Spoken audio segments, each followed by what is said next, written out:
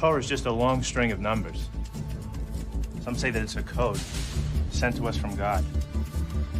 That's kind of interesting. Yeah, that's just good stuff. Check this out, okay? The word for the Garden of Eden, Kedem.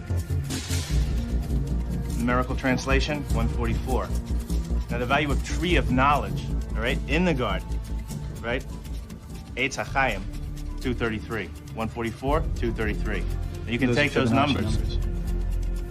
So the, you know, like the Fibonacci sequence? Fibonacci. Fibonacci is an Italian mathematician in the 13th century. If you divide 144 into 233, the result approaches theta. Theta? Theta. The Greek symbol for golden ratio, golden spiral. Wow. I never saw that before. That's like that series you find in nature? Like the face of a sunflower? Wherever the spirals. You see this math everywhere.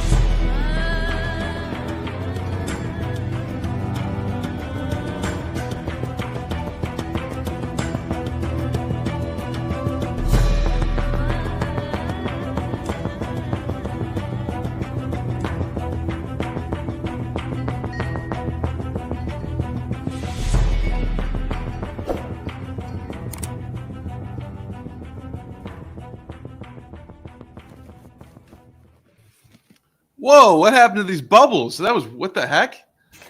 Oh, there we go. I don't even know I could do that. Sweet. All right, let's check that out one time. Welcome back to the Gnostic Informant, and you are about to attain true gnosis. And just for a moment, let me make us all equal in size. Today I'm joined with Jay Dolan with the book Taliesin's Map, and Old Boy with the channel Old Boy.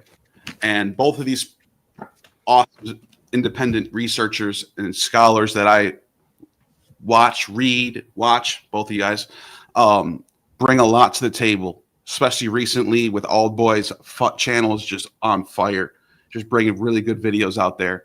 They don't talk about the exact same stuff, but I wanted to bring these two on because there's a lot of overlap in the Celtic side.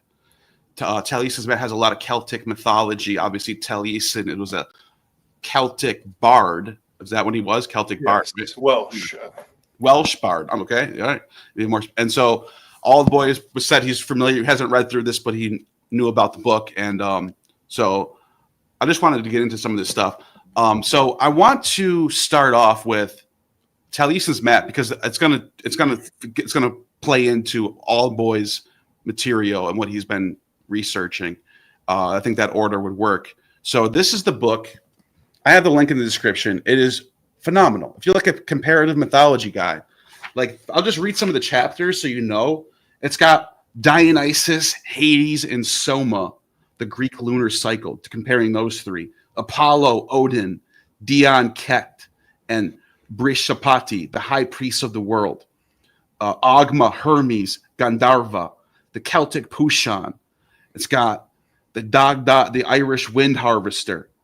The case for Tyr equals Mitra. Two aspects of Odin compared to Irish myth.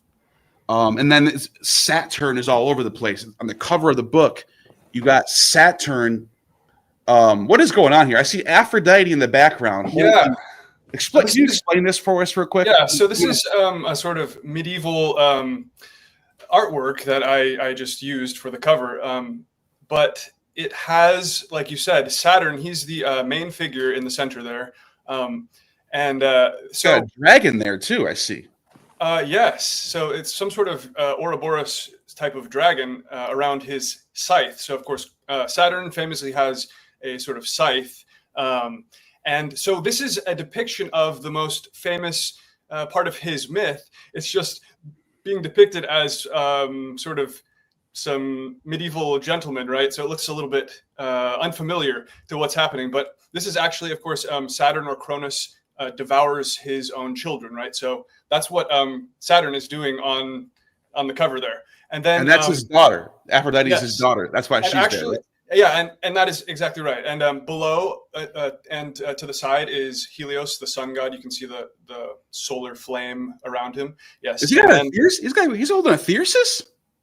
Perhaps. That's crazy, right? That's a nod to the Dionysian Apollonian access right there. Yeah, and then actually, I had part of the image covered up because this is actually called the castration of Saturn is the name of the artwork, and the covered up figure on the front is actually performing that on Saturn there. So yeah, see my finger is pointing. He's holding the knife. Yes, he's holding the knife, and he's about to perform the rite. I've seen the actual image of this, and it's dirty. Yes, you're right. You're right for putting this cover on there. But it's such a central and important myth. It is, the culmination, sort of the crescendo of the creation where it kind of, Zeus gets born, and then the rest of mythology flows from there. So it's very central to the book, like you said. Yeah. Let me ask you, I want to get into some of this purple. So, Old Boy, you and I have been discussing this particular, where is it? This particular article that's came out, I think this came out recently, a little while ago. 2012, I think it was, or maybe no, 1994. I'm sorry, this was a while ago. Okay, so this has been out for a while. JSTOR, it's a peer-reviewed article about the Minoan origin of Tyrian purple, not the Phoenician origin. Now we know that the Phoenicians were trading the purple, so people just assume that they're trading the purple. They've probably invented it. But this article goes into in depth all the evidence showing that back in the Copper Age, the Minoans were getting these shells from the coastal areas of Crete, and they're making purple. And this was being used by people in the Asia Minor coast, where the Lucaeans are, the wolf people. That's what they're called in Greek. And obviously the Phoenicians and Cyprus, and then eventually even the Mycenaeans were doing it. So this purple is all over the Mediterranean, and purple are like synonymous.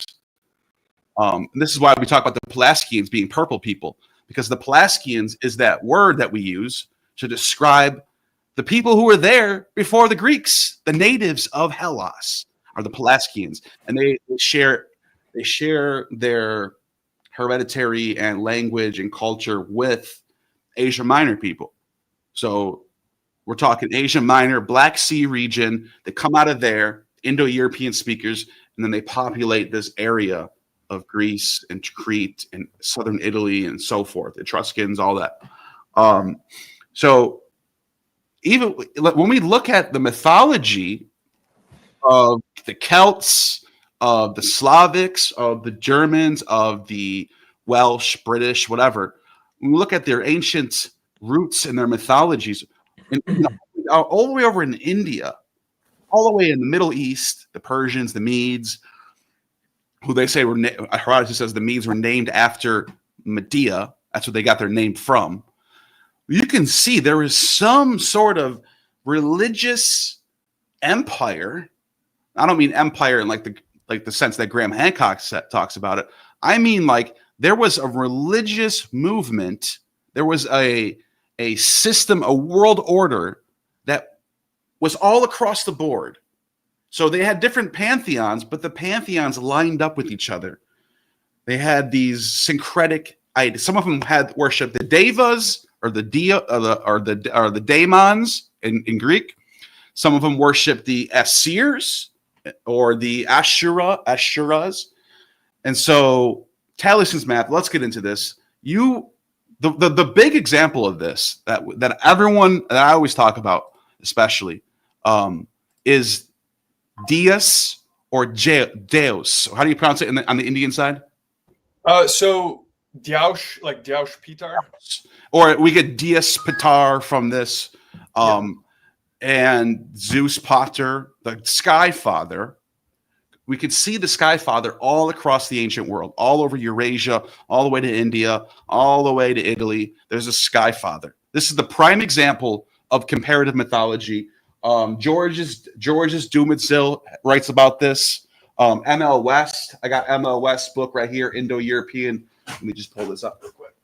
This is another must read. I just got this one. I'm reading through it now. Indo-European Poetry and Myth, M.L. West. This is the most easy to see example of the same Sky Father being worshipped in all these different cultures with different languages that stem from one spot, the Black Sea region. So let's talk about you have 2 videos on Deus, and there's a lot of misconceptions that people are missing about this. Do a 101 rundown on this, if you don't mind.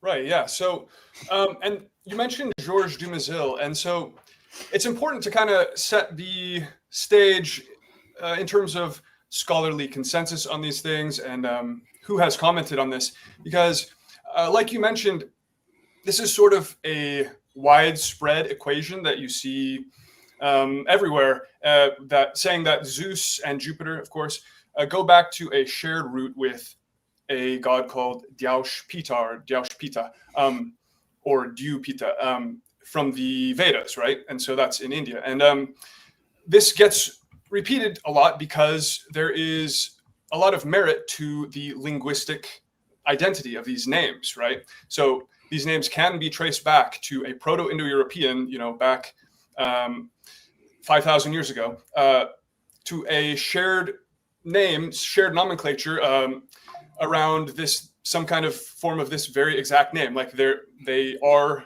connected. They do go back to a shared name. However, it is much more not agreed upon that there is any mythical connection between Zeus and Jupiter, and then over to Diaush Pitar from the Vedas. And even, like you mentioned, Georges Dumézil has commented on this, but even back in the 1940s, when Georges Dumézil was first writing, he was already noting that Zeus and Jupiter don't necessarily have shared mythemes, any shared actual associations and connections that definitively identify them as the same god. Okay. So I think MLS was one who said that, like, the Jupiter that we know from the Romans is actually borrowing from Zeus sometime after the Etruscans. That's an interesting theory, and ML West is an incredibly important scholar and everything. I'd be interested to see what he says. I think that is one possibility, and he's probably leaving the door open on that question, because I don't think we can 100% say if that borrowing happened. But if you look at the Roman mythology in general and really dig into it, you can find a lot of strong roots of their own tradition. Okay, so they also have Dis Pater. Yes, I always wondered if this is an underworld god like Hades, but his name's Dis Pater. You're like, what the hell? Yes. That's a whole nother can of worms. But I do think Jupiter on his own needs to be, really looked at hard to identify what is native Roman tradition, because obviously a lot was borrowed from the Greeks, but it may have been more that they had their own core Roman religion, most likely, right? And some overlay of external things that they identified as the same are being borrowed in and applied. So in the case of the name of Jupiter, at least, as far as I understand it, there are good reasons to believe it also could have been just their own native form of the name and it coinciding with Zeus. So they may have had this derivation on their own, okay? Not only a borrowing from the Greek, but obviously that's a complex question where a little of both may have been going on. So what do you so you think the name is in common, but you think they have their own local cultures that they're ascribing to this god? Because I'm looking at like Hesiod, for example, or Hesiod's Theogony, 7th or 8th century BCE, and Zeus usurps Saturn or Kronos. I'm sorry, Kronos, and that's sort of the succession myth that you see. Obviously, Uranos is before that. But then on the Latin side, you also get mythologies. I'm not sure when they start doing this, but they sort of map that onto Jupiter, Saturn, and Uranus. Right, the sort of kingship in heaven succession myth. Yeah. And so that seems to be very old, though. Well, here's the thing. There may have been a sort of similar thing happening. See, the problem that I see is that people can't see what the Proto-Indo-European mythology was in a generalized sense to sort of look at these questions. So a lot of times we're going in blind and we see that the Greeks had this in Hesiod, and then the Hittites had a version of the kingship in heaven succession that looks very close to the Greek. So there is a believable... Yeah, Teshub and Kumarbi. Yeah, exactly. Kumarbi. So Kumarbi is like Saturn. And Anu is the heaven god. These are also Indo-European speakers. And that's what I was going to say. So exactly. So this could be actually going back to a root that was general Indo-European, and some similar form might have been in the Proto-Indo-European, expressing itself a little bit differently in each branch. And we kind of have lost sight of it in some, it's become less clear in some mythologies, other branches. But so the point is that it's kind of hard to say, if this was only being borrowed from the Greeks to the Romans, and that may have played.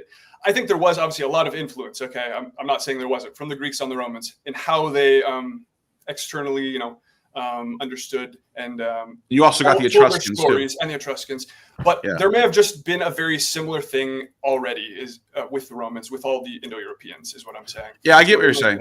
I get what you're saying. You're saying that the names are obviously related in their linguistic sense, but let's not just equal 1-to-1. Let's be careful how we parse these out. These are different traditions, different cultures. I get that. It makes sense. Yeah, and just assuming that it could only have been just like a borrowing from the Greek, right? Got it. All boy, I'm putting you up on the screen for now. You have recently put out a video about the Pelasgian creation myth. This has been reconstructed, and I think it's well done. There's some people that criticize the way what's his name? Robert Graves. Robert, yeah. He didn't do it correctly. He filled in a lot of gaps. I think he was using the sources to fill in the gaps, based on what I've read. I think he did a great job. I don't think he went overboard on filling in the gaps, because we do have like Pherecydes of Syros's version of this, and it's got a lot of missing lines, and we don't know what's inside. So we're just kind of like left with what we have. But Robert Graves comes along, and he reconstructs it. Tell us about this Pelasgian creation. And the reason why I bring it up, because this ties into the Teshub, the Kumarbi, Jupiter, Saturn, all that stuff. So basically, a lot of his Pelasgian creation myth seems to have been a reconstruction, as you've just said, from Pherecudis of Syros. He also says that fragments of it can be found in the Orphic cosmogony as well. And when you start looking at the sources from Pherecudis, you can see how you've got hints of what you see coming through in the Pythagoreans as well. And some sources actually credit Pherecudis as being a teacher of Pythagoras as well.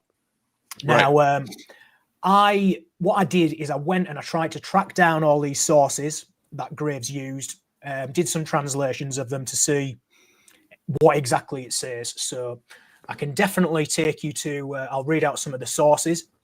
So this is from Damascus, citing Pherecydes, and this is what he's got to say. On the one hand, Pherecydes the Syrian says the first three principles, including both time and earth, which is chronos and kathonia, are always living. I say the one before the two, and the two after the one. But on the other hand, and this is interesting with Kronos eating his own children, time makes from its own offspring fire and both spirit and water. I think the threefold nature of the intelligible, from which, having been divided in 5 depths, a great race of gods is established. The one called 5 soul, but equally in like manner, it is identical to say the 5 form. So you can see here how they're talking about almost like the idea of the monad, the dyad, the triad, and then giving birth to the elements as well here. So you can certainly see how it seems to be a bit of a bridge between Hesiod and the Pythagoreans, really.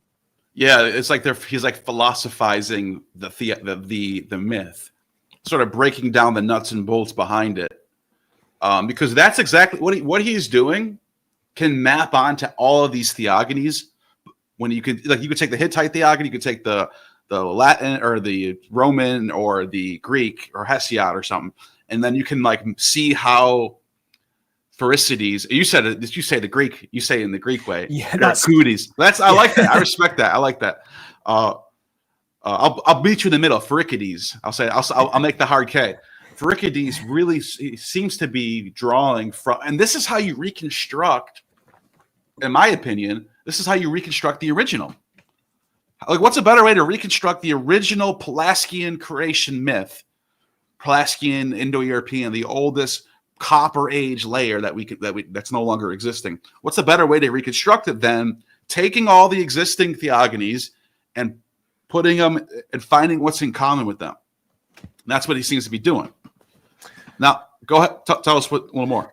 Yeah, I was just going to say that seems correct. You know, Robert Graves notices the similarities between this and also what's prevalent in the Pythagoreans and the Orphics as well, because obviously the Pythagoreans, their version of this, it culminates in the Tetractys, which is obviously you have your triangle with your monad at the top, 1 and then 2 and then 3 and 4, but 1 add 2 add 3 add 4 equals 10, which they say is it shows the root of the monad in the number.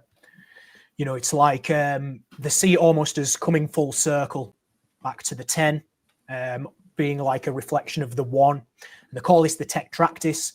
And they call the Tetractys the protogonos, which is also how Phanes is described in some of the Orphic texts as well. I believe it's Nonus who particularly calls him firstborn. Excuse me. And obviously, when you look at the imagery around Phanes, you can see how you have half of the egg above his head, half below his feet.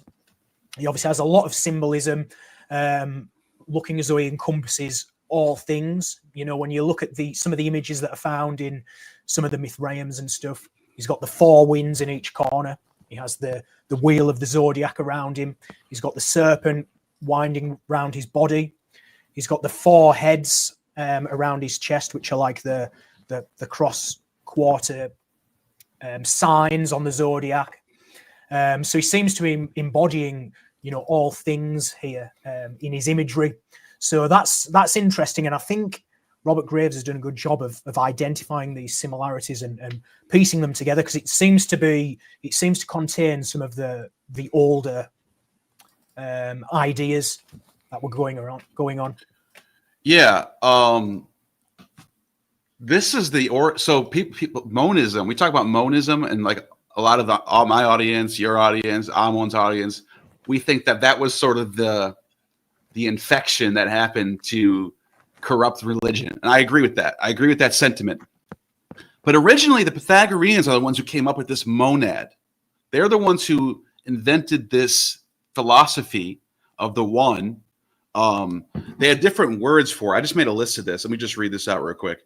They had different ways of describing this one. They would say, so for example, Plato called it the good, agathou. Pythagoras called it monos. That's where the word monad comes from. And Anaximenes called it the arche, the first. And Anaximander called it eperon, which means like air or breath. And then there's another word, pneuma. Aristotle, when he's citing Anaximenes, calls it the pneuma, the breath of life. Heraclitus calls it the logos, an all-pervading fire. Everything's flux. Philolaus and Parmenides, phusis, nature. Thales also called it phusis, but he said it was Nero, water. And then you have Anaxagoras called it the nous, the mind of the cosmos. Plato and Plotinus, the one, hen. Cosmos, Democritus. Suke, Socrates, is all his mind, basically. It's all in the mind. Like we're in a simulation or something. I don't know where he's going with that one. And then there's pater, the father. And that's where you get. So if you actually think about it, Christianity and Judaism and Celsus actually says this. Celsus actually says that Christianity and Judaism are like corruptions of monism. He goes, these religions are not old; they've been around forever. And you can actually see what he means by this. And I'm going to just pull up some. Images, some screenshots that I just made real quick, if you don't mind. I want to show you what I mean by this. So Aristotle. Let me share my screen. Aristotle says this. Can you see this, guys? Yeah. Oh, it's kind of small, isn't it? There we go. Aristotle, this is from Against Heresies. And Hippolytus is talking about these heretic Christians, and he says that they worship God in the form of logos and zoe. So the word and life. That's interesting. So people are like, well, that's just heresy. Who cares? Well, turns out that when you read Aristotle, and Aristotle's basically summing up all these philosophers, he says down on the bottom, the Pythagoreans say that all and all things, by the way, that means the pan and all things are defined by threes. For end and middle and beginning constitute the number of the all. He doesn't use the monad here. He uses the all here. This is the big difference that I find in these ancient Greek monists and these Judeo-Christian monists. Is it's the all versus the one. And also the number is a triad. By the way, that word in triados is the word we use for Trinity. It's the same word. He's saying that he said that all is a Trinity. This is Aristotle 300 years before Christianity. When we look at John, this is John 1. There it is. You got logos, you got Zoe. And this is your Trinitarian gospel, right? It's very Pythagorean. Talk about Pythagoras. According to Pythagoras, the monad is the male and primary, but the duad or the dyad, the secondary, female. And as Pythagoras states, generates the triad, the Trinity, the logos, right? This is from the Septuagint. If you read it in English, you won't catch it because you'll go, oh, Adam and Eve. Okay, whatever. But in the Septuagint, it's Zoe and Adam. That's Zoe right there. Remember what they call Adam in the New Testament, or they call Jesus in the New Testament? The next Adam. He's the new Adam. And Zoe doesn't change. Zoe's still Zoe. It's the triad. Genesis is giving you the Pythagorean triad from the monad. It's right there. Talking about these that's the same ones before. So, all right. This Pythagorean triad that you mentioned is also being drawn from by these Pythagoreans from these older Pelasgian theogonies. What do you think about that, old boy? I mean, yeah, because it's very curious, because the name of one of the primary three deities is Zas in these texts as well. And you know that some of the sources say that this Pherecoudes, you know, it says he had access to some certain Phoenician books. Now, as you were talking before, does that necessarily mean it's specifically Phoenician? Well, Yeah. it's hard to say, but because as you mentioned earlier, when you were talking about the purple and everything, there was obviously the article that was written about the purple dye factory that was found, a Mycenaean purple dye factory. And then I think it's Professor Stiglitz in the article that you just briefly showed at the beginning. He goes into that and he explains how the earliest mention of royal purple is actually on one of these Minoan sites from Knossos. And you have Wanakatero Porpurea inscribed. Obviously, Wanakatero coming from Wanax, meaning king, Wanasa meaning queen, and Porpurea, that is Porphor later in the Greek. Sorry, Porphura. I was giving the Welsh version there. Porphor, sorry, Porphura. So you can see how he's saying, look, the earliest mention of this royal purple is actually found in these Mycenaean sites, which he believes there's a layer underneath which is Minoan. So looking at that, I think it's very curious that you have these older or potentially older spellings, Zas and such. And I think the difference between it coming into Christianity is with the Pythagoreans, they seem to recognize this multiplicity of the gods. Yeah, that's it. And it was never meant to be one god only worship one god, and the other gods are demons. Never. That's never a thing the Pythagoreans ever laid down. It was always, you worship the daimons. You don't even talk to the one. That the one doesn't want anything to do with you. The one's doing other things in another realm somewhere. It has nothing to do with this realm. The daimons run this realm, and we're supposed to worship the daimons. Somehow, as Celsus points out, somehow this got corrupted into, well, we only need to worship the one because the one's the only one that matters. And the other gods are just demons. What happened? What happened? Yeah, I know that's it, because to me, it seems like originally these older texts, they're kind of explaining how the universe came into being. Because one of the sources from Pherecoudes, it says how the earth and the ocean were one to begin with. And it's almost like the Big Bang, you know, how science says, you know, everything in the universe was on the size of a pinhead and it expanded and everything. And that's kind of how I'm seeing this monad splitting off into multiple things. And they say that the monad is the intelligible. So almost as if it's an element of it is outside of physical time and space, which is why it's only in the intelligible mind. And then later when they see the Tetractys, and obviously you've got the elements that come out of that, they're kind of, I see that, or my understanding of that is it's almost like the building blocks of life that come from that, and then they obviously then create various different things that become manifest in the physical sort of reality. And what's interesting about the ocean and earth being described as originally being one is they actually use an old word for the ocean. So let me just find this 1 second. And by the way, while you're pulling that up, yep. Plato says that Zos, that word Zos, comes from the word life. It's related to Zoe. And then the ocean is the primordial chaos, as you're pointing out with this theogony.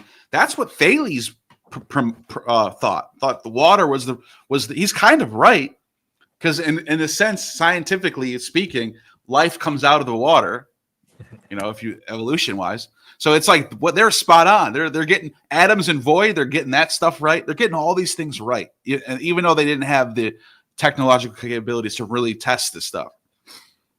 That's it. And just to have a look at this. So this is from Clement of Alexandria. And this is what he's got to say. Pherecoudes, the Syrian, says Zas made a big and beautiful mantle and fashioned into it the earth and ocean and the halls of ocean. Now, the word being used for ocean is organon.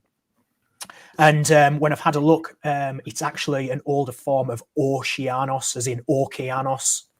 And if you look in Hesychius, Hesychius's glossary, he shows that Orgain means Oceanos. Now, Ge for earth and Orgain, you can see that's yeah, there you go. I got the full Hesychius lexicon. Just got it.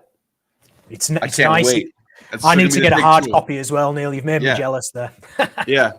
But I just thought it was interesting how Orgain and Ge, it's a very similar spelling, and then they say they were originally the same thing, and then they've split. So that was very interesting for me to see that in the old lexicon. Orgain. This is so crazy because this is about to get into some of the stuff that I'm going to ask Taliesin in a second. But so this brings up Dionysus, because Dionysus is the god of life. He is that logos, that third member of the Trinity. You have the sky father, Zeus or Zos, right? The one, the monad, the whatever, the chief, and then you have the earth mother, the dyad, the goddess, the one who controls this world. She is the mother of all things. All of us are part of the earth. The flesh that makes up our body, the bones that make up our body, came from the earth at some point. You know what I mean? Eating food is all from everything comes from the earth. That's Gaia. So you have this sky father, Dios Pater, sky father, who impregnates the earth mother, and by throwing rains down or whatever, and then out of this comes the birth of the child, the Zagreus, which also is related to Zoe, according to Hesychius. By the way, Hesychius in here says that the name of Zagreus comes from Zoan. I don't know how I'm not a linguist. I don't know how he got there. Zagreus, Zoan. He says that this god's name he's a life god. And Semele is like this mortal incarnation of the earth. Semele in Thracian means earth. Did you know that? Semele means earth. Zemele means earth in Thracian, Proto-Indo-European word. There's a goddess all the way up in Lithuania. Let me show you this. This goddess is all the way up in Lithuania. Check this out. Ready? Zemina. Earth. Zemi means earth. That's where Semele is also cognate with this. And so look at, you got Zemeliux is the sun god, is the sun, the earth god, Deus Terrae. So, all right, this earth god who comes up, and he's credited for being the one who is responsible for the growing of the crops. He's this chthonic prince, heir to the heavens, heir to Olympus, and he's responsible for the swelling of fruits, the growing of crops, for wine, for fertility, for dancing, for music, for art, for inspiration. He is the life. He's the spirit of all humanity. This is why the Orphic said, "You are half Titan flesh and half Suke Dionysus." Your soul is Dionysus. We have a soul that is Dionysus. That is fascinating. So Taliesin's map, I wanted to swing this over to you. This is a perfect segue because you have a chapter in your book. Dionysus, Hades, and Soma, the Greek lunar cycle. Because Dionysus is this drug god. He's this intoxication god. Tell us all about this. Interesting.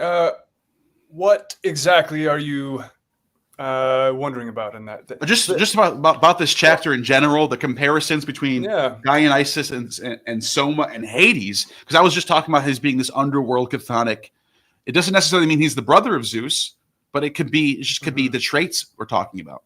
Absolutely. So Dionysus is the god who is identified with the sacred liquid. He is the originator of the wine, and he is identified with all moisture. Actually, in some texts, he is just like Osiris, the sacred liquid god, right? Okay.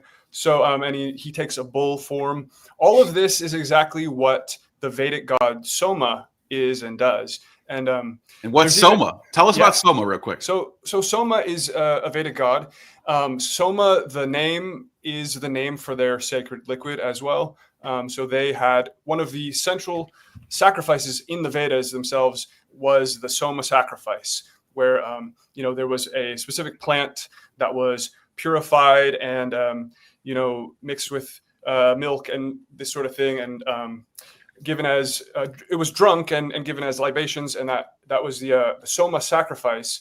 And basically, when you read the Vedas, the Vedics were obsessed with this sacrifice. Basically, there are stories of them just sort of becoming a little too intensely into this sacrifice and doing it extremely often.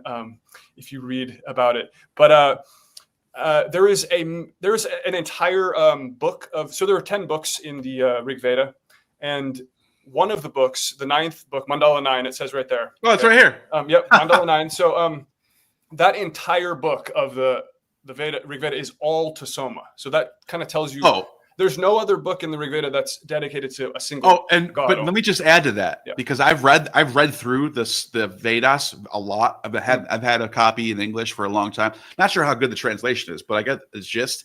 Even outside of number 9, Soma still shows up in almost like every page. There's some mention of Soma.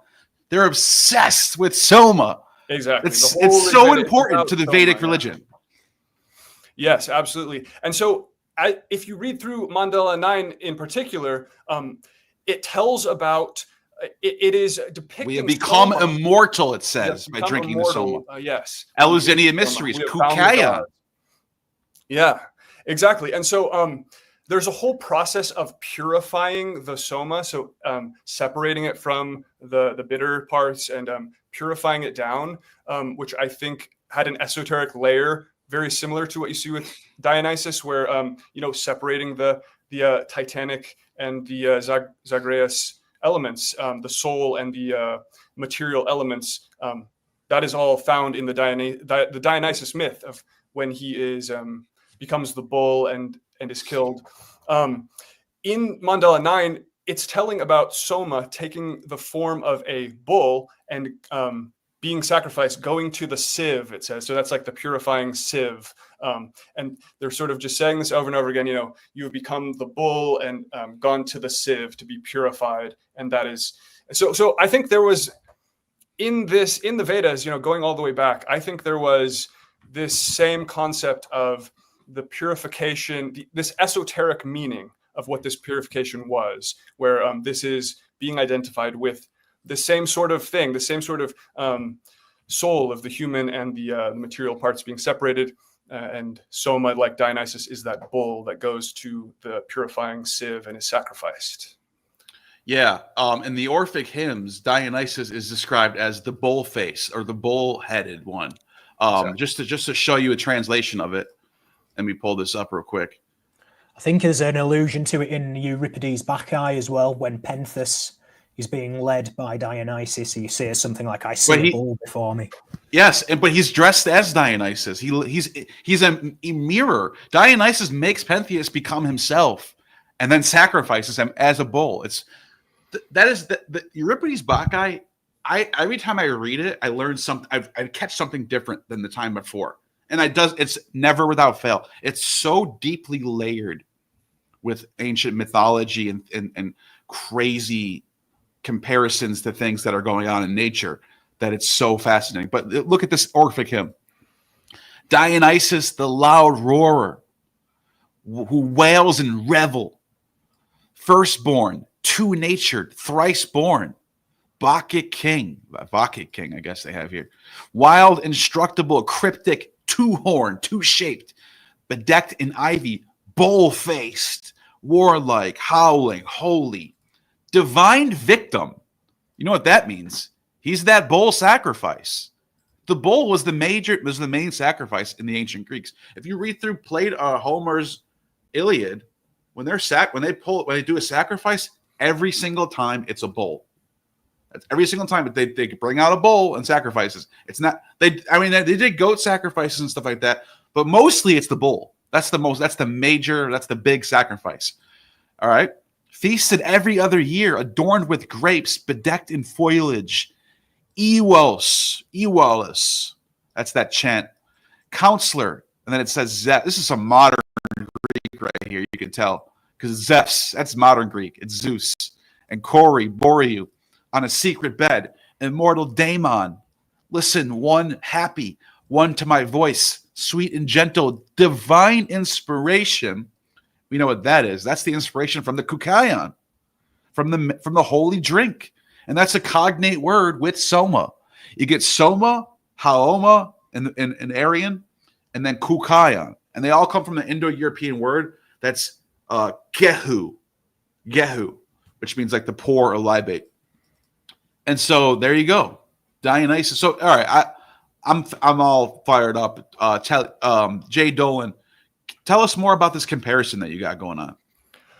Right. So I agree with everything you're saying there, and this goes back to the Eleusinian mysteries, like you said, the kukaion. And one of the things I explored in that chapter was that Heraclitus, and perhaps there are other hints of this, but I believe it's Heraclitus claims that Hades and Dionysus are the same god. And Carl Karenyi, who I know you know, he's a great scholar. He wrote a book called Eleusis, and he is going through looking at all the evidence, all the engravings and statues and anything he possibly can to see if there was evidence for this being true, that Hades really was believed to be the same as Dionysus, identified with him, especially in the Eleusinian mysteries.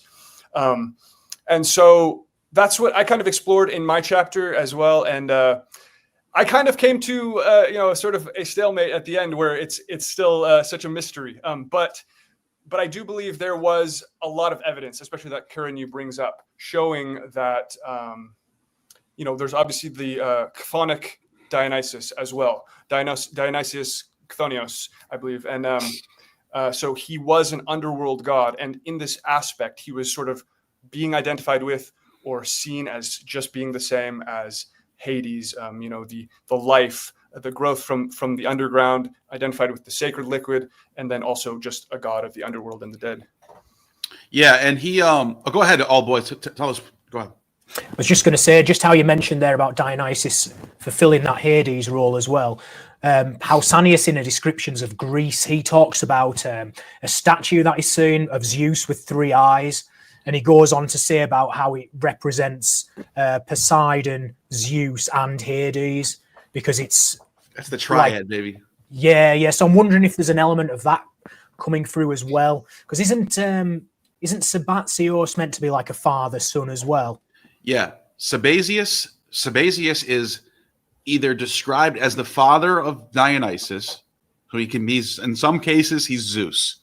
In other cases, he's just Dionysus. It's very confusing, but I think there's a dyad there, because when Clement of Alexandria refers to Sabazius, he refers to him as the god in the bosom. That means that's Zeus. So he says it's a countersign to the mysteries of Christ being in the bosom of the Father. God the Father and Jesus are one. They're a dyad. He says that Sabazius was a countersign to this. With little as he knows, Sabazius predates Christianity way before. And we already know that this dyad existed. But put that aside for now. Why is there a dyad? And how do we know it's in the sources? It's Zeus sewing up his thigh and baby Zagreus going into his thigh. He's born from Zeus. He is one with Zeus. There's a dyad there. It's the sky father impregnating the earth mother, and then there's another dyad there. So you get the same dyad, triad thing going on. I wanted to pull up Heraclitus, because you mentioned Heraclitus talks about Dionysus being the same as Hades, and you're absolutely right. Let me show this real quick. So the fragments of Heraclitus, he talks about this logos. Through this logos, so he's one of these like monists. He's one of these like philosophical monists, and he's very critical of the mysteries. So Heraclitus is very critical of the mysteries. He says like they vainly purify themselves by defile themselves with blood. Remember, you're washed in the blood of the bowl. That's how you became initiated. You take the drink of the Kukayan, they sacrifice a bull, and you get washed in the blood of the bull. This happens in the Attis mysteries, it happens in the Mithraic mysteries, and this happens in the Dionysus mysteries. Just as one who stepped into mud were to wash his feet in mud, any man who marked him doing this would deem him mad. See, he's talking crap. He's talking crap. He goes, they pray to these images as if one was talking to a man's house, not knowing what gods or heroes are. He's saying, I know what gods are. These people don't. He's talking crap. And then he says down here, Nightwalkers, Magians, Bacchoi, Lenoi, and the initiated. The mysteries practiced among men are unholy mysteries. Wow, he hates these people. He says, for if it were not to Dionysus that they made a procession and sang the shameful phallic hymn, they would be acting not shamelessly. But Hades is the same as Dionysus, in whose honor they go mad and rave. So there it is right there. And this is from the 6th century BCE. We're going back. Go ahead, Taliesin. What do you, Jay Dolan? Yeah, it's just always funny and fascinating to hear Heraclitus say those things about the mysteries. And it makes me, just the first thing that comes to mind is wondering if that is like Zoroastrian influence, because Heraclitus, of course, the fire, of course, but he was also, as far as I've seen Giorgiani say that he was like a court philosopher honored in Persia even, and so like Persia controlled Ephesus during the time of his life, 6th century BCE, and into the 5th century BCE. And Heraclitus was a very famous philosopher, and he was basically imported by the Persians to be like the court philosopher. Right. So one thing about the Zoroastrians and the Hauma sacrifice is the Zoroastrian religion was a reformation of a lot of the preceding religion that would have been closer to the Vedic religion, basically, in some ways. And one of the things that happened was parts of the Soma sacrifice were anathematized and outlawed and officially, decried. And so that could be informing Heraclitus's sort of disliking of the mysteries, perhaps, that blood sacrifices and that sort of thing were definitely from a sort of Persian aligned. He's the first example. He's the first example that we can see in the sources of someone being infected by monism so much that he hates Dionysus. Yeah, exactly. Yeah, it doesn't seem like it's the first source where Dionysus is the devil, the underworld god, underworld devil. I love Heraclitus and a lot of his stuff does seem to reach back to very archaic stuff, but this intense, this extreme dislike, and perhaps there were a lot of unholy, crazy things going on in the mysteries that no one would have liked, but sure. It seems very, very strongly worded, and just having that connection. We know these Reformation sort of vibes were going on at that time, connected to him. So what else? What else? I pulled up a source that you're gonna like. You mentioned Zoroastrianism, right? Yeah. Plutarch lays it down in this. By the way, if you haven't read On Isis and Osiris, you're nobody. You got to read this text. It's such a huge source for comparative mythology. It's one of the greatest sources that exist. Yes. And he says, the great majority of the wisest of men hold this opinion. They believe that there are two gods, rivals as it were, the one the artificer of good and the other of evil. What? This is the devil and this is Satan and God he's talking about, right? Maybe that's what it is. There are also those who call the better one a god and the other one a demon. Okay, what are we talking about? Christianity here? He says Zoroaster, the sage, who they record lived 5,000 years before the time of the Trojan War. That's bullshit, by the way. 5,000 years before the Trojan War? What the hell are you talking about? That's 6,200 BC. No way. All right, anyways. So he got that wrong. But he says, he called the one Oromazes, or Ahura Mazda, and the other one Ariman, or Arimenes in Greek. And he further declared that among the things perceptible to the senses, Ahura Mazda may be the best compared to lights. holy, right? Yeah. And he says, and Ahriman, conversely, to darkness and ignorance. And midway between the two is Mithras. For this reason, the Persians give the Mithras the name mediator. What is that name also given to? Jesus. Jesus is the mediator. Let me see if I can pull that up. Mediator. Verse. 1 Timothy 2:5. I'll pull it up so everyone can see it. 1 Timothy 2:5. I'm gonna go back to this in a second. For there is one God and one mediator between God and mankind, the man, Christ Jesus. All right? So Jesus is called mediator, just like Mithras is. One God, one mediator. All right. So let's go back to Plutarch. What does he say? Zoroaster has also taught that the men should make votive offerings and thank offerings to Ahura Mazda, and averting and mourning offerings to Ahriman. All right, now what does that have to do with Dionysus, right? We're like, what the hell are you talking about, Neil? They pound up a mortar in a certain plant called Amomi, at the same time invoking Hades and darkness. And they mix it in with the blood of a wolf that has been sacrificed and carry it out to cast into a place where the sun never shines. This is a philosopher, right? Heraclitus already lays it down that Hades is Dionysus.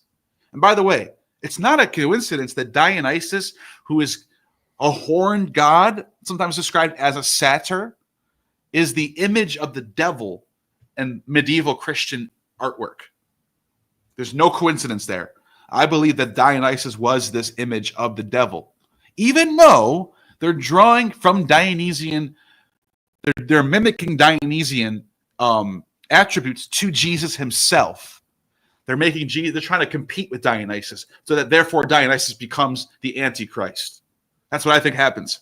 In fact, they believe that some of the plants belong to the good god and others the evil daemon. Notice how it's all drugs. To get to the good god, you got to take certain drugs. To get to the other dark god, you got to take certain drugs. That reminds me of that old Vedic Pelasgian religion where they're taking the soma.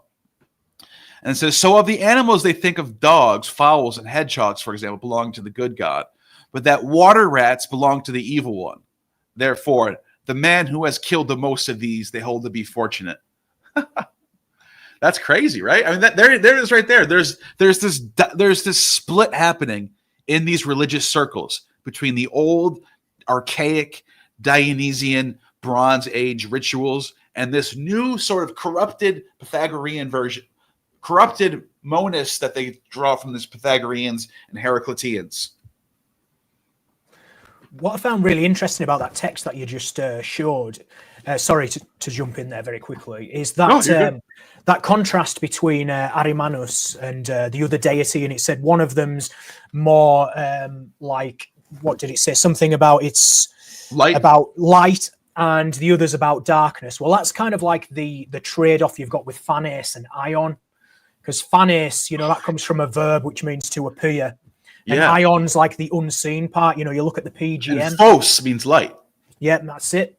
And that was really interesting to me how Mithras is described as that mediator, and also the connection to the wolf blood there, because we have these connections to the wolf cults in Greece, and we know from the sources the religions that were credited, or rather the practices that were credited as being founded by the Pelasgians were the Oracle of Dodona. Macrobius tells us that the Saturnalia was originally Pelasgian. Ovid in Fasti says the Lupercalia was originally Pelasgian. There's also a Peloria festival, which they apparently also practiced. And then there's also the Samothracian mysteries. And we've seen that there's reference to like Lycaean Pan and these wolf deities. And obviously some of these Pelasgian groups are descended from Lycaon, who's obviously, meant to have been transformed into a wolf. And going into that Zoroastrianism, there's I've got some interesting religious practices here related to the wolves as well, because there was a group of people called the Hermes Serani, and they were like wolf priests. It means wolves of Seranus, Hermes Serani in Sabine, and they practiced a type of worship on Mount Serate, and they were worshipping a deity called Suri.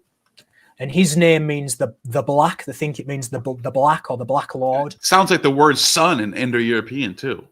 Yeah, I have heard that as well. That's weird that it's black though. It's black. Yeah, because he seems to be a chthonic Apollo, and he is equated with Apollo later on. And I've got some, and I think there's a connection here to Hembane as well.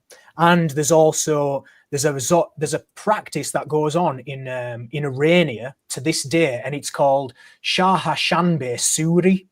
And wait until I show you the practices very quickly here. Can you have it? Can you share the screen, or is it something you can't show? Yeah, I can share it. Let's see this. We gotta see this. So my notes here. Let me find them. Right. While you're pulling that up, I just want to show something real quick. Take your time, because look at this. Phaedrus, this old Greek historian that Plato talks about, says that the Zeus at Dodona is Pelasgian. He says, after a time, the Pelasgians consulted the oracle at Dodona about the names. This prophetic seed is accounted to be the most ancient of the oracles, which are among the Hellenes. And at that time, it was the only one. They're saying that this ancient god, Zeus, by the way, he's connected with oak trees. They worship him by an oak tree at Dodona, and the god Perkunos is also this sky father wielding thunderbolts and worshipped with oak trees. He wears an oak wreath. Zeus also wears an oak wreath, just like Dionysus wears the ivy wreath, and Apollo wears the laurel wreath, and Aphrodite wears the myrtle wreath. They all have their symbols of their tree. This oak tree was the Pelasgian Zeus, and we find that later on. We find that with the European gods, Skyfather. But go ahead. Did you find that? Yep. So this is from the National Etruscan Museum. So you can see they call the god Suri, the Black Lord, and he was also worshipped under names called Wrath and Manth. And he was later equated with Apollo, and he was worshipped on the mountain. And these Hermes Serani, as I mentioned earlier, means wolves of Seranus, and basically their origin story is, it says that some wolves stole something from one of the shrines, so they chased them to a cave, and the cave was giving out these noxious gases that were dangerous. And basically, it said they received a message from the god that if they appeased this deity with sacrifices, it would avert the danger. And that was interesting about the thank offering and the that you were mentioning earlier in that text earlier, because I believe Orestes has a similar scenario when the Furies are after him, and it says that eventually he makes an appeasement offering to the Furies, but then a thank offering as well to like the good daimons. Good diamonds isn't the exact word they use. I can't remember exactly what it is. Agathos daimon means good daemon. Yeah, but I don't think it's that term. I'm trying to think what it is from the text. I can't remember exactly, but it's got this thank offering, appeasement, and then it's also got this is what Plutarch was talking about. Yeah, it's very dark similar. God, the dark black god, and they're doing these drugs and offering to him. And that's exactly what this wolf cult is also doing. So there, it's like a purification. And here are some of the sources. So this is from an article that was written by Mika Risanen. And here are some of the sources about these wolf cults. So it says here, next he recognized Iquanus, the son of Mount Serate, a splendid figure in splendid armor. And then it basically goes on and it says,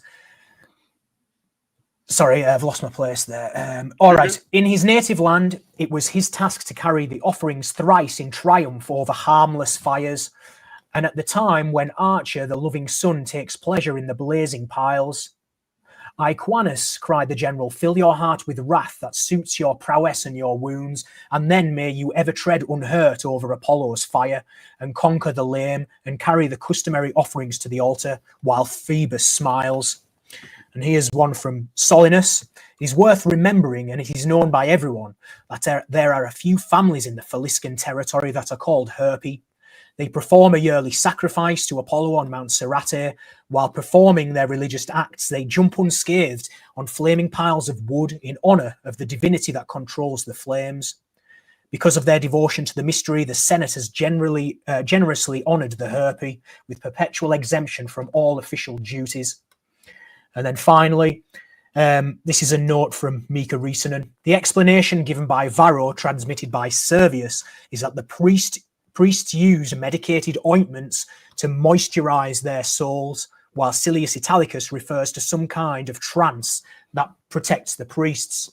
Now, what's interesting about this is Pliny describes henbane, he calls it Apollinaris herba, as in Apollo's herb. And I have seen in medieval texts that you can wash your feet in a decoction of henbane. It causes an analgesic effect. It causes a drowsy effect. But what's interesting about this is because they're worshipping the Etruscan deity Suri, there is also a practice that goes on today in the Iranian, and it's a festival called Shahashanbe Suri.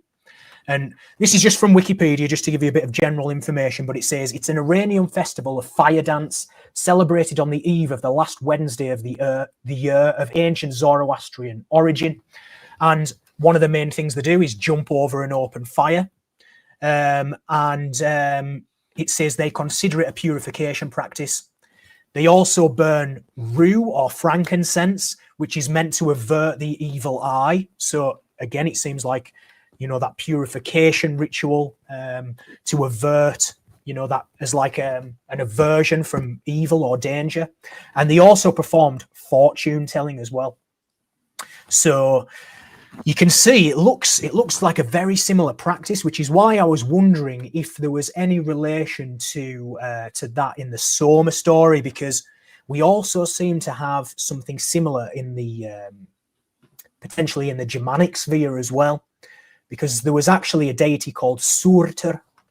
And Suri in the Etruscan, I think, mean the black. Now, Surtur also means the black. And he was worshipped in a cave as well. In Surtshellir in Iceland, which is a huge cave. They found shrines in there. They found big piles of sacrificial animal bones as well. And what's interesting about, because the Herpi Serrani, it looks like they wore wolf skins. And this was making me think of the Ulfhednar, the wolf warriors, because they also used to wear wolf skins. Wow. And this is from the Egil saga about the Ulfhednar.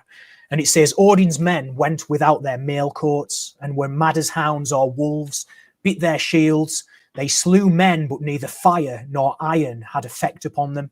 Now compare that to Apollonius Rhodius's Argonautica, when he is describing Medea's Promethean drug, which she prepares in the purple shell, by the way. Oh, but it says here, and this is in relation to it says Caspian shell, yeah, that's it. And if you look at it, the term's hoklos in the Greek, which can also mean the purple. So, but this is what it says. It says, Medea, meanwhile, took from a hollow casket, see how it's translated as hollow casket in this translation, a charm which men say is called the charm of Prometheus. If a man should anoint his body therewithal, having first appeased the maiden, the only begotten, with sacrifice by night, surely that man could not be wounded by the stroke of bronze, nor would he flinch from blazing fire. So it's almost exactly the same as this Ulfhednar description, which says neither fire nor iron would have effect upon them. So there you go. What are your thoughts on that? And are there any wolf connections or fire connections in this Soma? Right, I'll be very interested to know. Taliesin, what do you got for us? Yeah, well, there is the fire, the sacrificial fire, is important in the Soma rite. I would say that the wolf god, the Ulfhednar, and all of that connects to the god Rudra much more specifically. There is in the Rig Veda a dual formation called Rudra Soma, so a combination of the two gods, Rudra Soma. This happens sometimes with different gods who have an esoteric connection, or in some ritual function, they are being combined for some purpose that we can sometimes understand and sometimes we can't. So there is this overlap. And this is Shiva? Yeah, Rudra Shiva. Oh, that's definitely Dionysus then. Because this has been long been noticed by not just modern scholars, but even going back to what's his name, who traveled with Alexander down. He thought that Shiva was, and then there's even I think it's actually George Dumasil who says that Shiva is cognate with Sabazius. Shaba and Shiva are cognates. Shabazius. I haven't read that part. The one thing that I can say is that we have the Soma and Dionysus parallel that's quite strong, and then we have this combination of Rudra, Shiva, and Soma in the Vedas as well. And so I could see lines going between both in that sense. But there's this other side of Rudra also that is much more connected to the wolf cults and the more Apollonian, for example. You know what I mean? So it gets complicated where Rudra Shiva doesn't necessarily only or directly align with Soma, except perhaps when he is in his sort of Rudra Soma form, or in later times, Shiva, the Shaivite religion and cult around him, comes to sort of encompass everything for his sect, of course, and is presented as sort of a totality figure who, in that totality form, has more things that are in common with Dionysus, if that makes sense. As more things come to be seen as part of Rudra Shiva, then obviously more things are aligning with just Dionysus. Also, Shiva wears the moon in his hair, and the moon is identified with Soma. Soma is identified with the moon and also the sacred liquid of the moon. So you can see that this Soma aspect comes to be treated as sort of a part of Rudra Shiva. And by the way, just if anyone's doubting that connection between Shiva and Sabazius, the word Shiva by itself just means auspicious, right? It says right here. Yes. So Shiva means auspicious. Look at this. This is so crazy, right? Because when you look at Sabazius's name, the Seba, that holy root, Seba, reverential awe, that's auspicious. That's the same thing. It's the same exact word going in two different directions in the world. One of them's going east, one of them's going west. So I don't think there's any doubt in my mind that Sabazius is this Black Sea older version of the Dionysian god that becomes Shiva, Rudra on one side, Dionysus on the other side, and Soma too. Like, as you just pointed out, you made it even more clear by pointing out that Rudra is also connected to Soma, just like Shiva is. Yes, so there's this important connection and esoteric overlap for sure. And then there's also, they make a distinction in other contexts, so it becomes complicated. Yeah, that's wow. What I can also say is a lot of the stuff you were touching on, the wolf connections, Apollo, and also back to Ahriman of the Zoroastrians. So I do know that there is some evidence that the wolf cults and those sort of things were being also outlawed along with the Reformation. These sorts of practices, all these, the darker side of things was being outlawed along with parts of the Soma sacrifice. And because of this, it's pretty clear in that passage from Plutarch that Ahrimanius, as he calls him, was still being treated as a deity that was being sacrificed to. Yes. So you can see right there that this was a god that they had, that they were slowly or quickly demonizing in some sense. But there were still priesthoods that still honored him. Precisely, exactly. These are the old, yeah. So we can see that this was one of the gods in the pantheon, and from my research, at least, it seems pretty clear to me that the primary god that this was focused around was Rudra Shiva. Was the one being Rudra is known as the destroyer and the hostile one, and all of this sort of thing. And he specifically is the one who attacks Father Sky, and that has this violent scene that is very reminiscent of what Ahriman does in the creation myth, attacking Gaiomard and all of this sort of stuff. He is the one who is associated with the wolf cults and those practices that are being demonized. And as you can see, they go right back to Apollo, who is, in my opinion, the Greek Rudra. The very direct line between Rudra specifically goes to Apollo, and the henbane and all of those things. Yeah, someone in the comments says, "Well, but what do you mean? Shiva is a deva, so Dionysus is a daimon. That's the deva daimon connection right there." Yeah, That doesn't mean anything. You just gave us another point right there. Yes, and the thing is, I'm talking about Iranic religion where he's demonized, and in the Iranic religion, they demonized specifically who they thought were the devas, and they elevated the Ahuras, or Ahura Mazda, and then his associates, but they essentially demonized some of the devas, and in particular, I think Ahriman became this sort of basket that they threw in a few specific gods, specifically Rudra Shiva, and then also there are aspects of Vishnu, I think, that are connected to that. But then also, like you mentioned, Hades, anything that was sort of the darkness became associated with this Ahriman grouping. Yeah. See, he's called the good daemon. Okay. I want to ask. So, is that all? Is that all you have with that, or you want to keep? Do you have anything else to say? Yeah, that's all. Go ahead, keep going. Real quick though, I just want to show something. What people wanted to know: what happened to that oak tree, that Pelasgian oak tree, that sacred oak tree that was thousands of years old, that everybody worshipped Zeus at? You know what? We want to know what happened to that famous oak tree. In 391, it was cut down by the Christian emperor Theodosius. After it was rebuilt by great Augustus. Isn't that something? Augustus rebuilt the sanctuary because it was out of use for a while. What does Theodosius do? He cuts it down. The oracle was closed. That shit pisses me off, dude. All right, go ahead. Yeah, I guess the only things to add are that Ahriman is said to, his only creation is the peacock.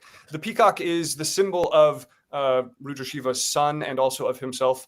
His son rides the peacock. It's there are symbols here pointing right to Rudra Shiva as well as other mythological things. And I think that kind of got grouped in with certain aspects of sacrifice and of the Soma sacrifice because of some of these connections that we've been talking about. Yeah. Now, you also discuss Odin and Apollo. Because I talk about Odin and Dionysus, but I also realize that there's Apollonian traits there with the raven he sends out to communicate. Can you discuss that a little bit?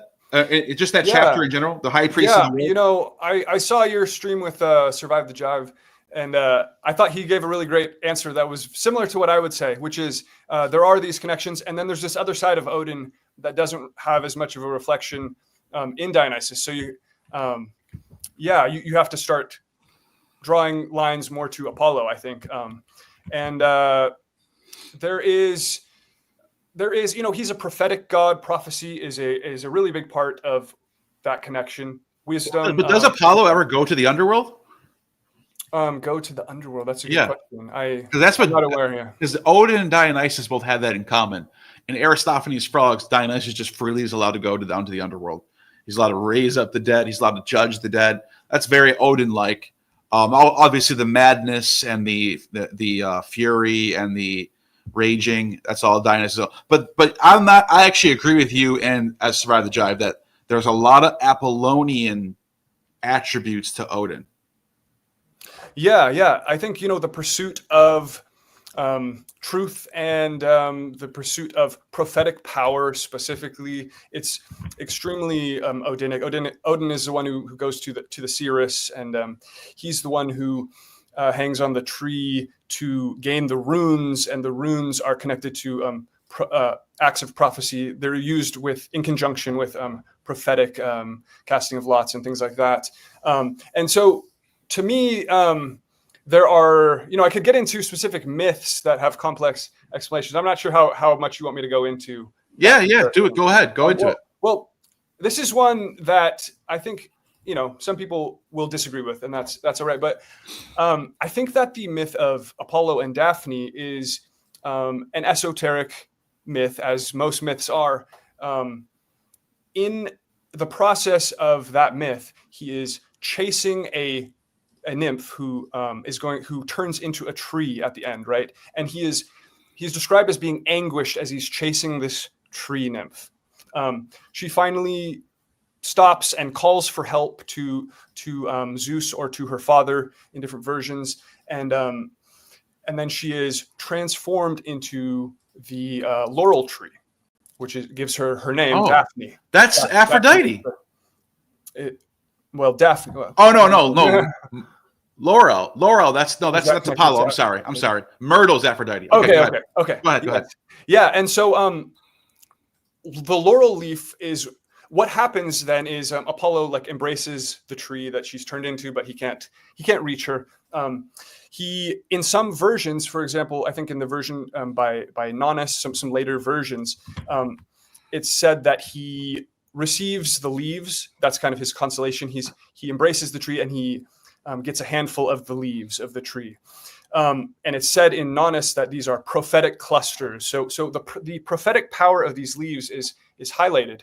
And then the laurel leaves are what the oracle, the Sibylline oracle, used to perform prophecy. They are specifically what I believe they're consumed or burnt. I'm not exactly sure, but they are the prophetic leaves. Okay, and they become identified with Apollo and his prophetic power.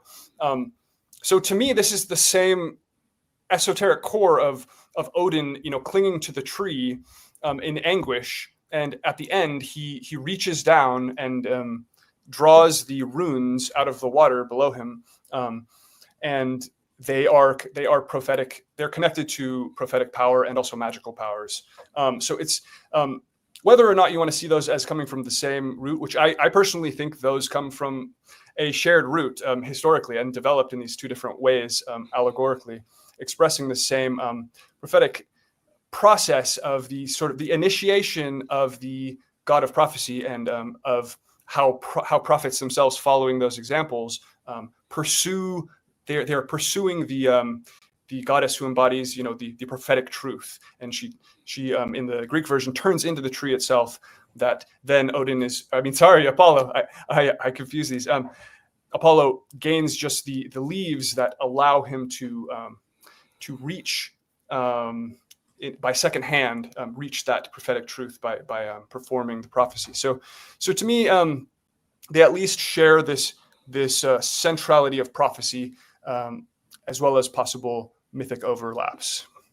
Yeah, there's actually some sources that say that some of these prophets in ancient Greece, they would chew on laurel leaves and get high off of it. Yeah, exactly. So it's a drug, too. Yeah, old boy, yeah, go for it. Old boy, what do you got? Just got a couple of.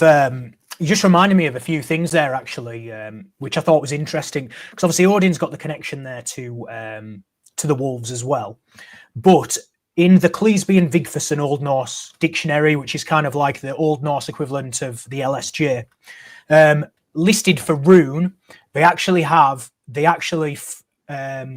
cite the word musterion, and it says rune meaning to inquire. Can you share that?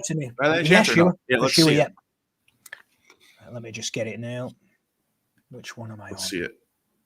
Good stuff. Let's do a window. It'll be on here. There it is. Right. Just 1 second while I find it.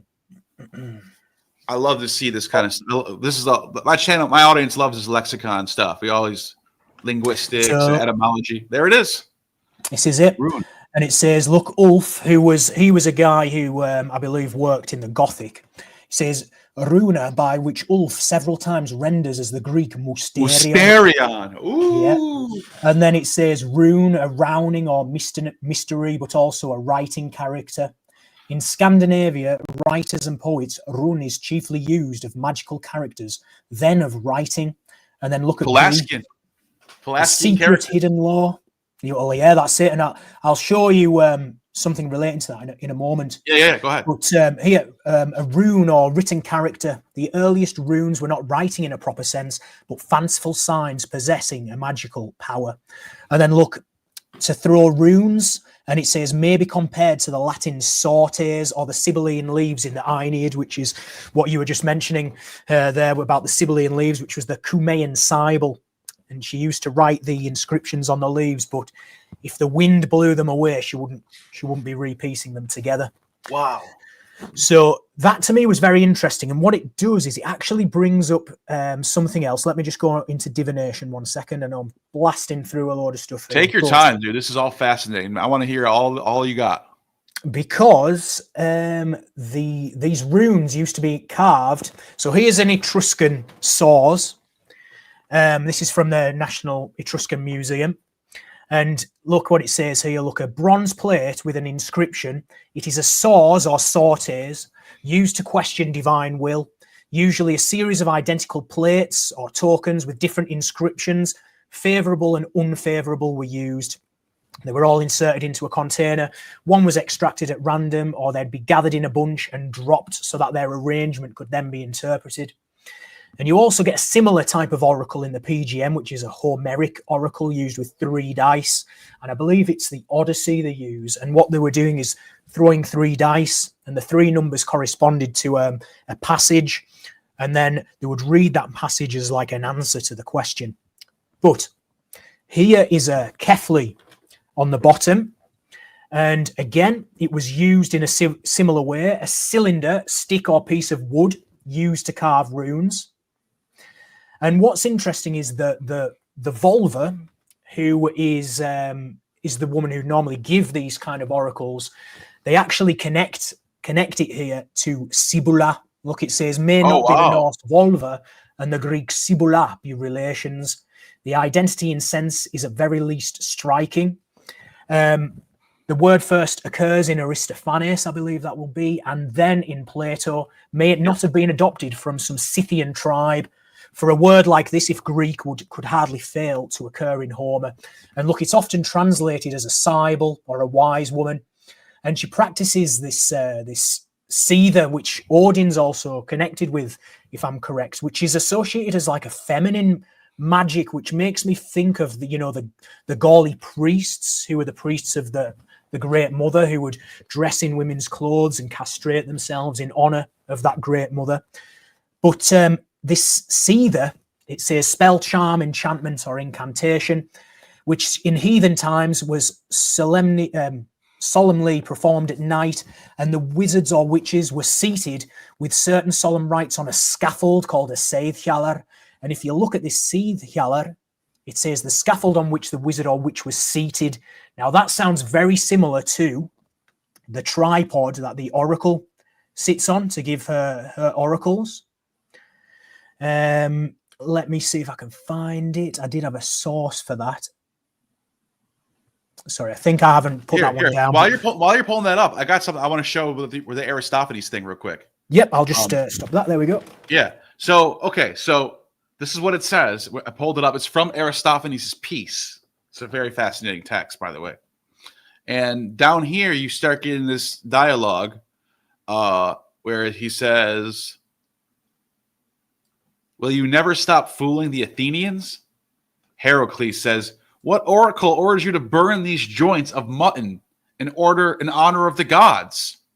Trygaeus says, this grand oracle of Homer's. Thus vanished the dark war clouds, and we offered sacrifice to the newborn peace.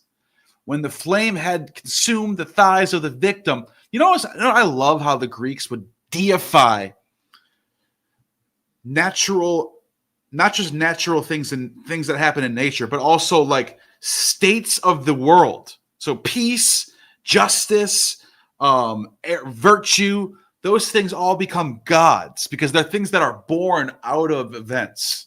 Certain events will bore certain things. So after war comes peace, right? Newborn peace, they sacrifice. When the flame had consumed the thighs of the victim and its inwards had appeased our hunger, we poured out the libations of wine. 'Twas I who arranged the sacred rites, but none offered the shining cup to the diviner. That's very Dionysian right there. And it says, Heracles says, I care little for that. 'Tis not the Sibyl who spoke of it. And then Trygaeus says, wise Homer also says, he who delights in the horrors of civil war has neither country nor laws nor home. What noble words. I agree. This is beautiful. And then they're like, the libation. So anyways, you can check that out for yourself. But I just wanted to pull that up while you were searching for it. Did you find that source? Yeah, I have, yeah. So this is from Plutarch's Morals. It's just relates to the Sibyl descending from a tripod, which seems very similar to this this Seethiar. So it's I love your sources, man. This has been awesome. Right, so sorry, I found it on my other page. Right. Here we go. I've got it. Let me just get back to the internet and I'll share. There we go. We'll do a window. There we go. Nice. So look here. The Bacchic and Corybantic dances, one can also modulate and quell by changing the meter from the trochaic to the measure from the Phrygian. Similarly to the Pythian priestess, when she descends from a tripod, possesses her soul in peace. Those are different modes. If you read, like Plato writes about this too, and so does Aristotle. They had all these different modes of music. There was always different genres of music back in the ancient Greek world. Phrygian mode, Doric mode, and as he says, the Bacchic, Corybantic dances, one can also modulate by changing the meter from the trochaic and the measure from the Phrygian. So they're doing all these mixing of genres going on. This is like a modern society when I read this stuff. Yeah, that's it. It's certainly interesting regarding that, and I've got a source here about the Sibylline leaves as well that were mentioned. So this is from the Aeneid by Virgil, and he says, "There shalt thou see a frenzied prophetess, who from beneath the hollow scraped crag sings oracles, or characters on leaves, mysterious names. Whatever the Virgin writes on leaves inscribing the portentous song, she sets in order and conceals them well in her deep cave, where they abide unchanging in due array. Yet not a care has she, if with some swinging hinge a breeze sweeps in, to catch them as they whirl. If open doors disperse them fluttering through the hollow rocks, she will not link their shifted sense anew, nor reinvent her fragmentary song." So there you go. Oh, that's awesome. Go ahead. No, I was just going to say, it's just interesting about inscribing these mysteries, these kind of sortes on leaves. Then in the Germanic, you've got the kefli, which is a stick as well. The Etruscans were doing it with the sortes, and there might also be a Celtic connection with something called the Kolbren, which translates to omen stick as well. But that's also contested because a lot of this comes from somebody called Iolo Morganug, who most people, scholars agree today, they class him as a forger. However, it's difficult to really ascertain if he's writing stuff down, how much of it was oral tradition passed down, or how much of it, if he did fully invent it. I'm not sure about that. All I know is when I look in the lexicons, they've surely got a name for an omen stick, which is a kolbren, and that it was also, again, it's referenced in a dictionary from the 1790s, and it compares it to the Latin sortes as well. So you can see how it could potentially be spreading through these other Indo-European cultures. Wow, that's fascinating. Somebody wrote this article, chewing laurel might make you a prophet. So he cites Scolia to Hesiod's Theogony, but going back to what we talked about in the beginning of the show, it might be a case that laurel makes those who eat it divinely inspired. What? Sophocles writes in his play Cassandra, close your mouth after chewing laurel with your teeth. And Lycophron writes, she loosed her voice in prophecy from her laurel-eating throat. Does this surprise you guys that watch my channel and watch your channel and watch Amo and watch that these, to get the oracle, you have to take a drug? Doesn't surprise me. All right. And then the poems were uttered with divine inspiration. Really, since laurel is always green, the words are always blooming. So we got some Greek here, and it said, oh no, this is just the same verses as up there. That's what it is. They're just giving you the source. So yeah, Lycophron right there, and Hesiod, Sophocles right here. So yeah, cool. That's. I'm not surprised at all. Anything? You got any thoughts on that, Dolan? I do know that even ML West points to this connection between the Sibylline oracle and the vulva, and between Odin and Apollo in this context. So this has been, I think, well established by scholars, and there's always debate, but especially independently, the connection between Odin and Rudra, and then between Rudra and Apollo. Those have both been heavily written about in the scholarship, and the connection between Odin and Apollo, somewhat written about. Like I said, M.O. West, if you look in his book, he has a section about this. So, and that also brings Dionysus back to Apollo in a full circle way. Yeah, which is fascinating. Rudra and Dionysus, and then Apollo and Rudra. It's like it's always matching. Apollo is always finding his way back to Dionysus. And by the way, at Delphi, if you went to Delphi in the ancient world, this is what you would find. You would find the oracle at Delphi, chewing on laurel leaves, giving prophecy. She's the Sibyl. She's the Delphic Sibyl. That's what they called her. They literally called her Delphic Sibula. That's not. I didn't just make that up. I didn't equate her with the Sibyl. They called her the Delphic Sibula. Now, you would find at the top of the hill, you'd find a dedicated altar to Apollo. There probably was a statue there of Apollo. On the bottom of the hill, at the bottom of the mountain, all the way at the bottom, there was a grotto. And the grotto had a grave. And the grave was for the death of Dionysus.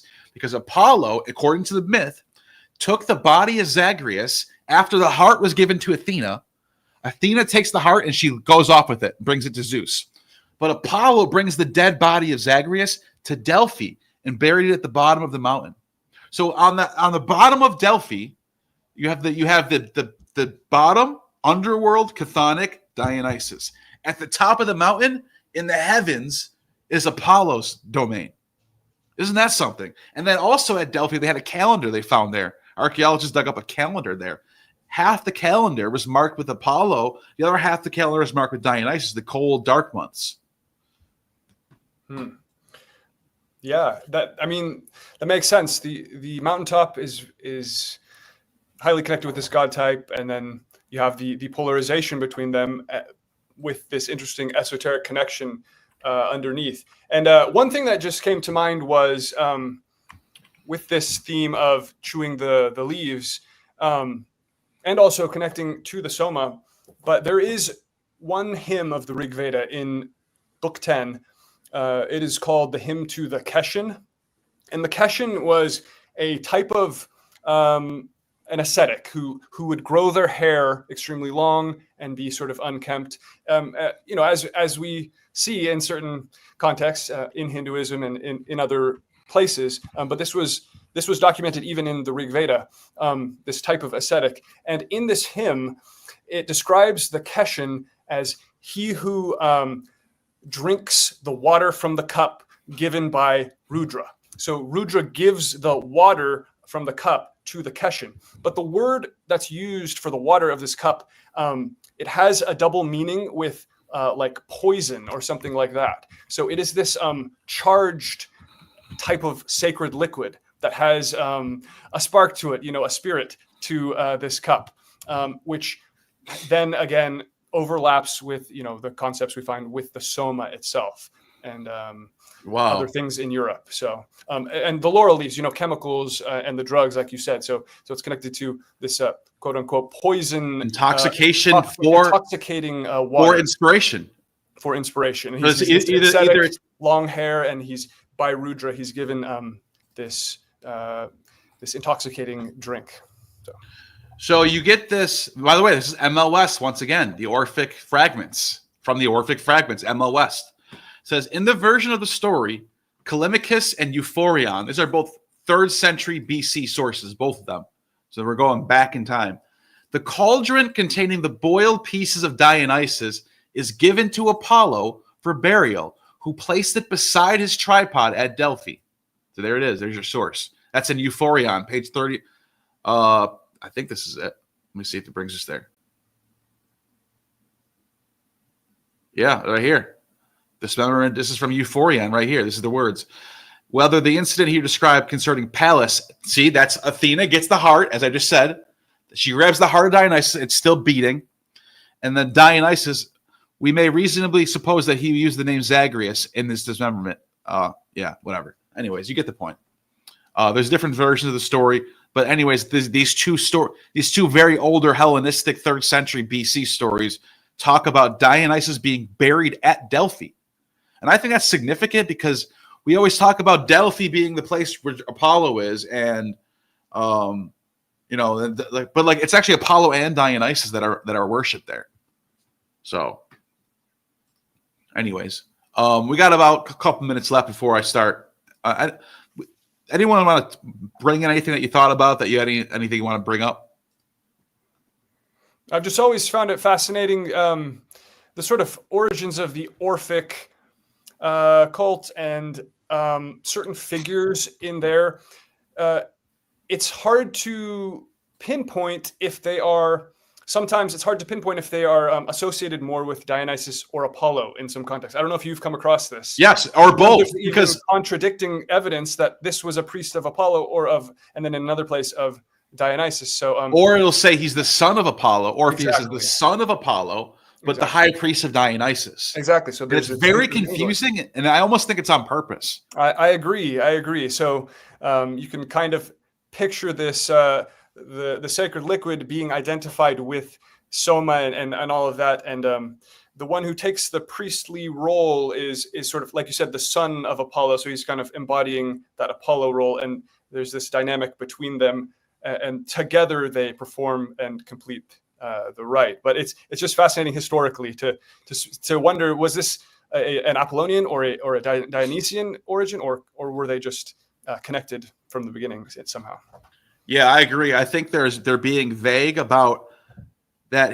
And there's another source. I can't remember where it's from, but it's in one of the books that was written by. Where is it?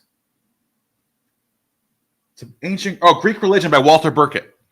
That book, he talks about how Orpheus was killed because he decided to start worshiping Apollo and neglected the rites of Dionysus. So Dionysus sends the Maenads after him. That's one of the versions of the story. That's a very strange one. Fascinating. But I wanted to go back to the Pelasgians real quick before we start to wind down.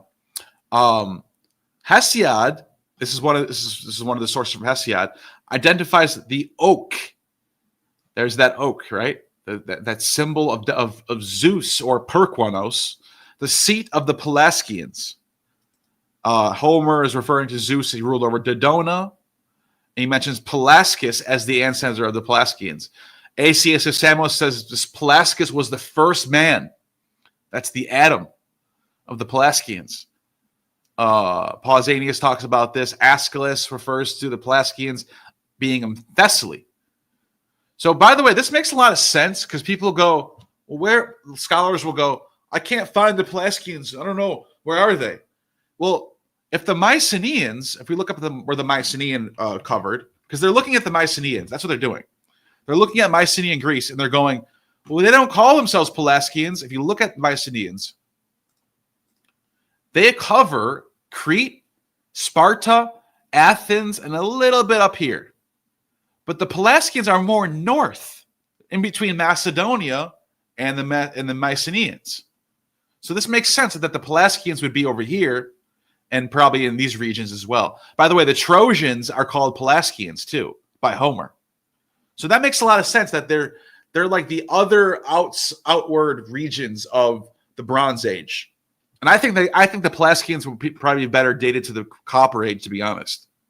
That's what I think. I don't think this idea that they don't exist is nonsense to me. They're so attested in the sources that I think it's impossible to say they didn't exist. Do you agree with that? Yeah, I'd agree with that. I mean, most of the authors agree. Yes, there's some contention as to which sites that they exactly inhabited, but there's a few of the sites which seem to be attested by multiple authors, and there seem to be the major sites where you have all these, religious centers. So, for example, let me just find it. I've got a list of so all the places in Greece. Mainly, you're looking at Thessaly, the Peloponnesus. The spots that are listed are Achaia, Athens, Arcadia, Argolis, Argos, Dodona, Epirus, Euboea, the Peloponnesus, just generally. Phthiotis, Pelasgiotis, Hestiotis, Boeotia, Phorcys. But the ones that are quoted by most of the people are Arcadia, which is Herodotus, Dionysius, and Strabo also quotes Ephorus and Hesiod. Argos is Homer and Sophocles, quoted by Dionysius. Dionysius himself, that is Dionysius of Halicarnassus, mentions Argos, as well as Diodorus Siculus. Dodona, mentioned by Homer, Dionysius, and Hesiod and Ephorus, quoted by Strabo.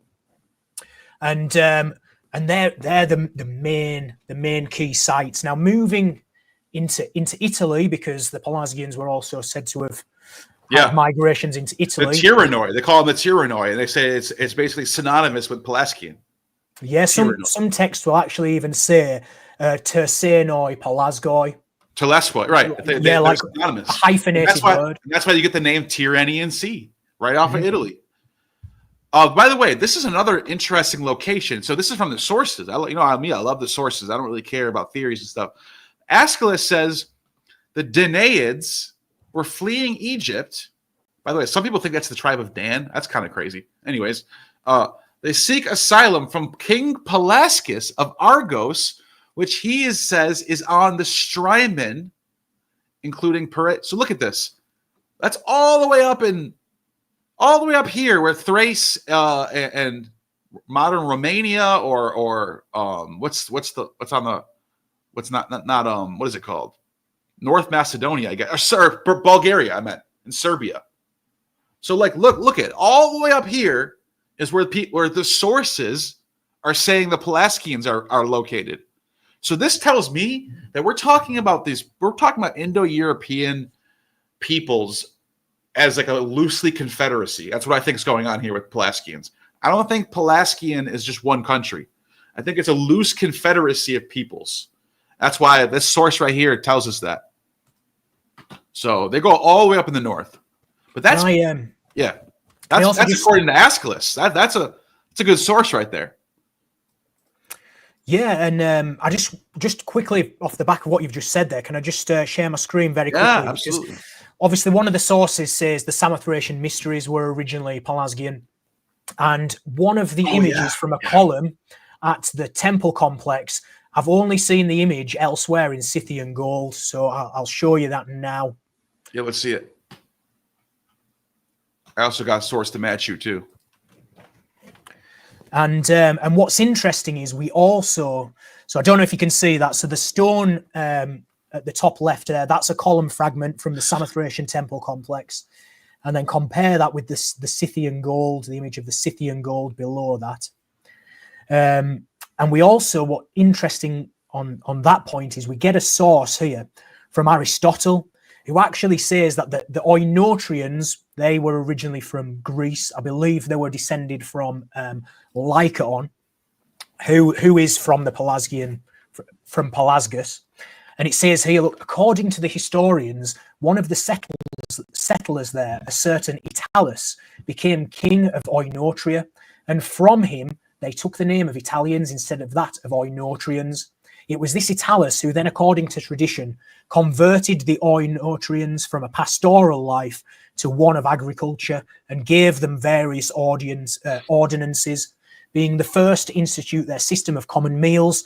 Hence, the common meals and some of his laws are still observed by certain of his successors even today.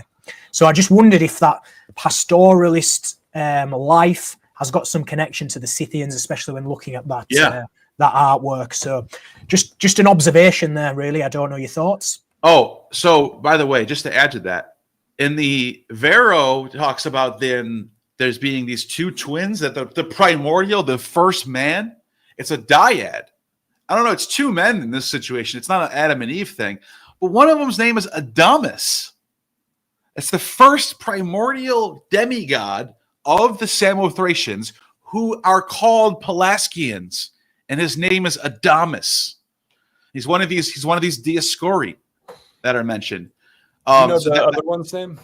The other one is I don't remember the name of it right now, but I can look it up. I think it might have been I think it's this one, Cadmilos. Yeah, that's what it is. Okay. Cadmilos.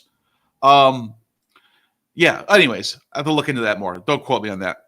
But anyways, this is where Samothrace is, and the page I was looking for in my notes is, where'd it go?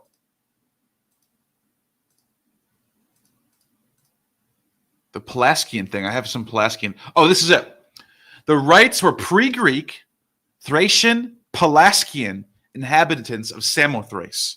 This is why the priest of the rites preserved their liturgies several pre-Greek Thracian words. They call them Pelasgian. They didn't call them Thracian.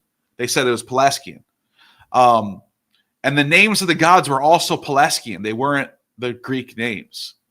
So that says something about Samothrace as preserving these old ancient mysteries.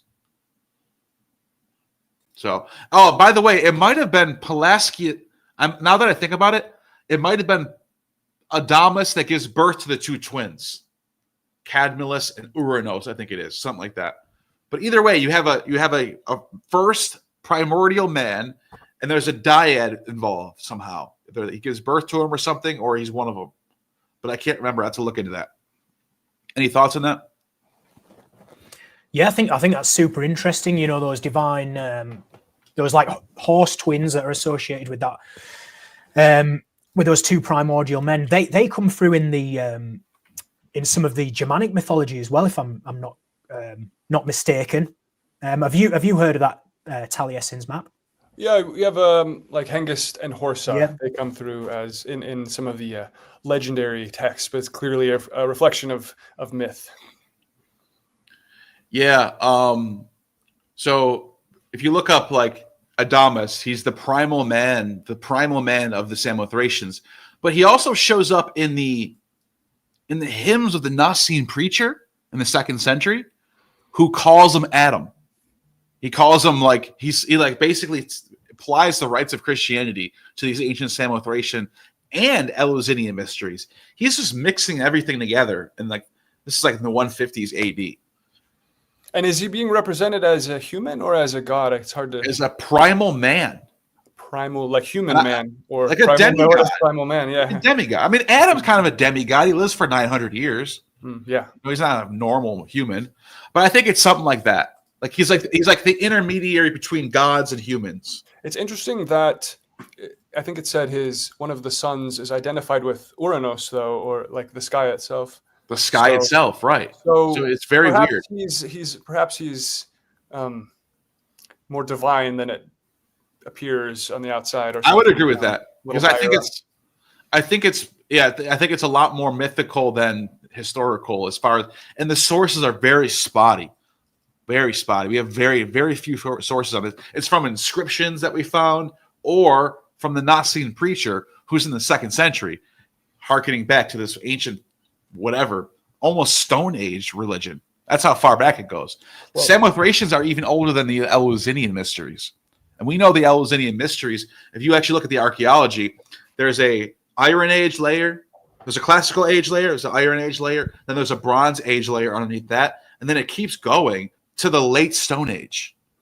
There are people in Eleusis in the late Stone Age, the Neolithic period, worshiping, doing stuff there. There was activity there. We don't know exactly what it was, but there's people there.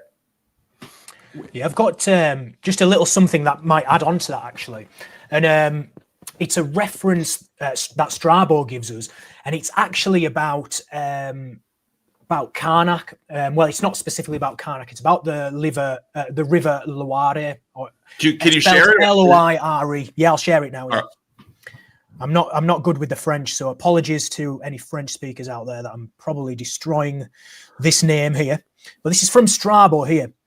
They say that in the ocean, so it's the bottom one here, not far from the coast, there's a small island lying opposite to the outlet of the river Loire, inhabited by Samnite women who are Bacchantes and conciliate to appease that god by mysteries and sacrifice.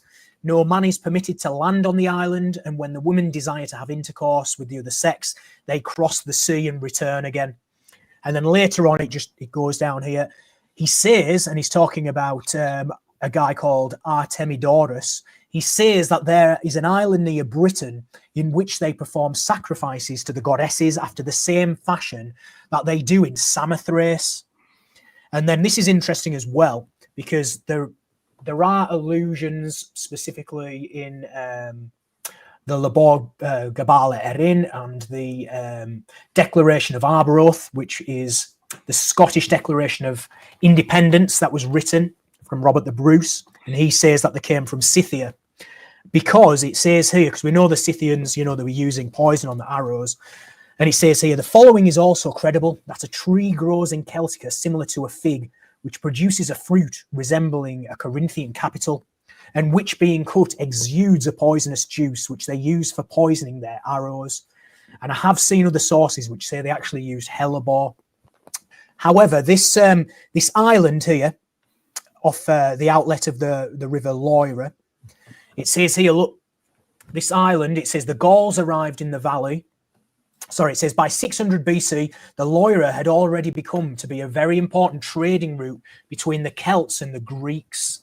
A key transportation route is served as one of the great highways of France for over 2,000 years. And then it looks like it's this Belle Isle, which is it's right near Karnak, where you've got all these old Neolithic sites. So as you were saying, you've got these layers upon layers of these sites getting reused by different peoples over the years. Now it says here, this island was separated from the mainland about 600 BC, earlier than the neighbouring islands. Archaeological finds from the Bronze Age suggest that the islands enjoyed a large increase in population at this time, probably due to improvements in seafaring, and it was a naval base for the Veneti. Now, these Veneti, they seem to be a naval group of people who were facilitating tin trade with the British Isles. So I just wanted to point out there that there was that connection there to possibly. By the way, that's right around the same time that the Yamnaya culture is spreading across. That's the Indo-Europeans. Right. That's right around 6000 BC when we start to see that spread. That's when it starts happening. So that's interesting. I think it's a little later than that. Is it? Yeah, I've seen people say 5000 or 4900 BCE. Yeah, I don't know the exact dates either. Yeah. But I don't think anyone knows how far. There could be a smaller branch before that too. Well, yeah, absolutely. And that is one of the questions that I was sort of unsure about with the Pelasgians, how this category is used. These are like potentially earlier waves of Indo-Europeans mixed with other people that are inhabiting these lands, or it's just people outside of the Greek-speaking world? Or do you usually, like Old Boy, do you usually see this as waves of Indo-Europeans, or it's just hard to know? Well, I mean, there certainly seems to be an element, as I showed you in the source before, of them being pastoralists, which definitely seems to imply Indo-European to a degree. However, they don't seem to be full-blown Indo-European that you see later on. They seem to have some older kind of customs. They were certainly seem to be referred to as barbaroi, so speaking a non-Greek language in some of the sources. But what's really interesting to me as well, because the main Pelasgian who's mentioned in Homer is Hippothous, and you obviously notice he has the hippos, the horse root in his name. And a lot of these regions in Thessaly, or some of these regions that are referred to as Pelasgian, you also have the centaur myths as well. So I'm wondering if an element of this centaur myth is kind of like an analogy for horse culture, people who seem, like they're bonded to the horse. Do you know what I mean? So I don't know if they're a potentially older group that's traveled, that has the Indo-European genetics that settled earlier before a full expansion. Because certainly if you look at the Etruscan genetics, there is step-related ancestry in the Etruscans, even though that expansion's normally associated with Indo-European languages, where the Etruscan doesn't have that, but they still do have an element of the genetics, just to a smaller proportion. So I'm wondering, is that why the language, the Indo-European language didn't take off there? Was there a smaller incursion into that, or a smaller migration? Thoughts on that, Dolan? Right. No, thanks. That clarifies. That's kind of how I was picturing it as well. Yeah. By the way, one more thing about that, and then we can give our last thoughts on all this stuff and anything we missed you want to bring up. One of the things that I'm fascinated by, because I think one of the most civilizing things in the world is the viticulture, is the production of wine. And this is discovered, this goes back to right around 4000 BCE in this exact region, Georgia, Armenia, the Caucasus region. This is where they find the cultivation of wine. This is also where Sabazius is from. This is also where so this is where there are some theories that Mount Nysa is in that region. I don't know how true that is, but it could be. I'm throwing it out there just because maybe it is. But the point is, Shiva and the Shaba are connected from languages that go back to this part of the world, right where viticulture is discovered. That's a crazy coincidence right there. Maybe it's not a coincidence. That's all I'm saying. What do you guys think about this? And this will just give our last, anything we missed, anything else about your book that you want to discuss, Dolan, Old Boy, talk about what you're working on, anything that you want to. Let's start with you, Old Boy. I just think, as we've just done there, we've analysed, culture over in the Vedic side. We've touched on elements from the Celtic. We've touched on elements from the Germanic, even with the Greek, the Latin, and the Etruscan, and even a comparison there with an Iranian practice. So to me, it seems like you can see that there's common motifs being shared in all directions, coming from this central point, as you mentioned, Neil. So I do think there's quite a lot to go on there. And in terms of what I'm working on next, I'm going to wrap up the Pelasgian stuff. So I've just been doing a whole series looking at the Pelasgians, looking at them in Greece, in Asia Minor, in Italy and stuff. Next, I'm going to look into the Larissa connection, because Larissa's a nymph who's the daughter of Pelasgus, and a lot of these settlements seem to be called Larissa. There's a lot of these places, and it may have signified a Pelasgian settlement. So I'm going to look at that connection as well. So that's what I'll be doing next. And just final thought is just, thanks for having me on, Neil. Really enjoyed being here. We're going to do a lot more of these. Great to meet you, Taliesin's map as well. Yeah, great to meet you. Fantastic videos. So I would love to do it again, definitely. Oh, we will. By the way, you were on fire with the sources today, I should say. Thank you. That means a lot. Thanks, Neil. Yeah, your notes. I'm looking at your notes as you're putting on the screen. I can tell you're doing a lot of work, and I cannot wait to see. You're just getting started with your channel. Oh, by the way, before I swing it over to you, Dolan, I just got to say the link is in the description for Old Boy's channel. And he's doing amazing videos, amazing stuff. Pelasgian creation myth, Kulalian is Mithras, how the Pelasgians influenced ancient Rome, all this stuff. Purple dye, the Mycenaean purple dye factory, where the Scythians came from, the Scottish Declaration, all this stuff and more is all found on Old Boy's channel. And go and hit the subscribe button. Go over there. And I'm not kidding. If you like my channel, you'll like his channel. So, I just realized I wasn't even giving it the full screen. Let me just do that one more time. Let me just I had it on such a small screen. So yeah, once again, hit the subscribe button, hit that bell. Old Boy's making good videos. Pelasgian creation myth, Pelasgians influencing Rome, Celtic Christianity, the practices of Marcus Magus, the guy who was putting purple drugs in Eucharist. He's got a whole video on that. Purple Dye Factory, the Scythians and the Scottish. Go and subscribe. The link is in the description. You can actually just click on the, it's in the title, the @Aldboy. Click on that, subscribe, do it right now, and then come right back, because I also want to give this floor over to you, Dolan. Last thoughts on the topic we were discussing, and after that, what are you working on? So I think it's clear from our discussion and the things we've brought up that there was this complex system of esoteric mysteries and sophisticated theologies around these that you can trace back to, say 3000 BCE or even farther. And I guess what I want to get across is that there you can draw some very clear lines. I think it's not always just a muddle of things popping up here and there, but there are some consistencies and some patterns that you really can identify that they had there was thought behind these mysteries. There was esoteric theologies that we've been looking at how these are coming through in the evidence that we're bringing up.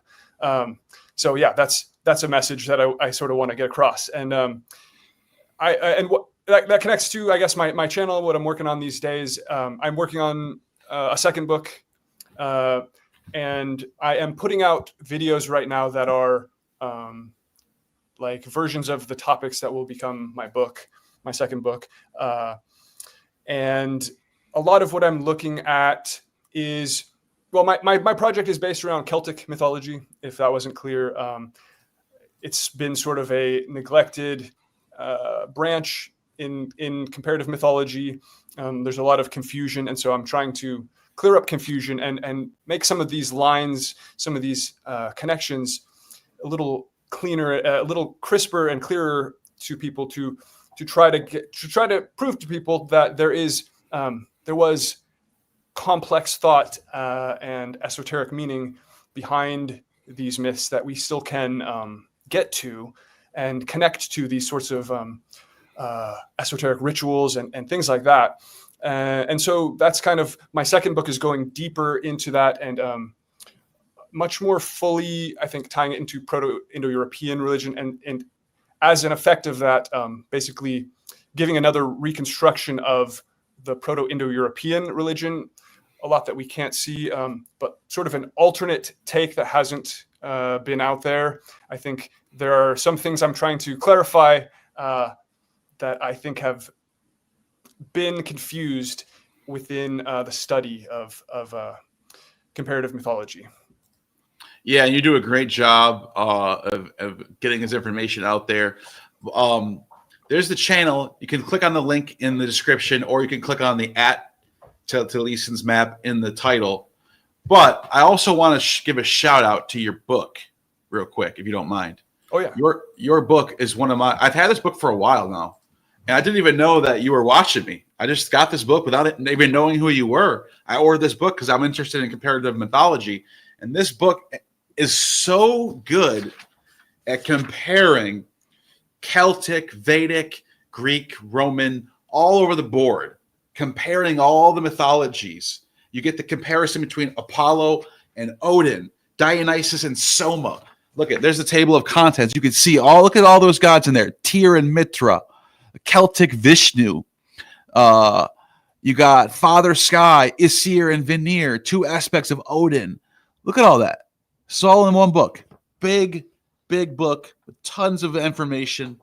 And look at that cover, by the way. It was Saturn and his scythe, and there's Aphrodite looking at her mirror, and Apollo. He's holding a Theseus for some reason. Beautiful cover, by the way. But yeah, go and subscribe to Aldboy. Go and subscribe to Taliesin's map. And you guys are both great, and I had a good time having you on.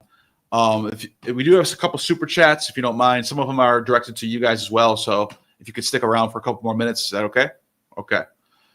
Damon with a 99-cent super chat. Appreciate you, Damon. Appreciate that. And Mushroom Farmers Guild, love that name, by the way, joins for the YouTube membership. Thank you. You appreciate that. I love the support. I appreciate that. I really appreciate all your support. Seth HDK with a $9.99. Thank you for the generous super chat. Psychedelics, dark beings, consciousness studies black beings. Sutir and Hatmen and UFO encounters, all three related to psychological phenomena.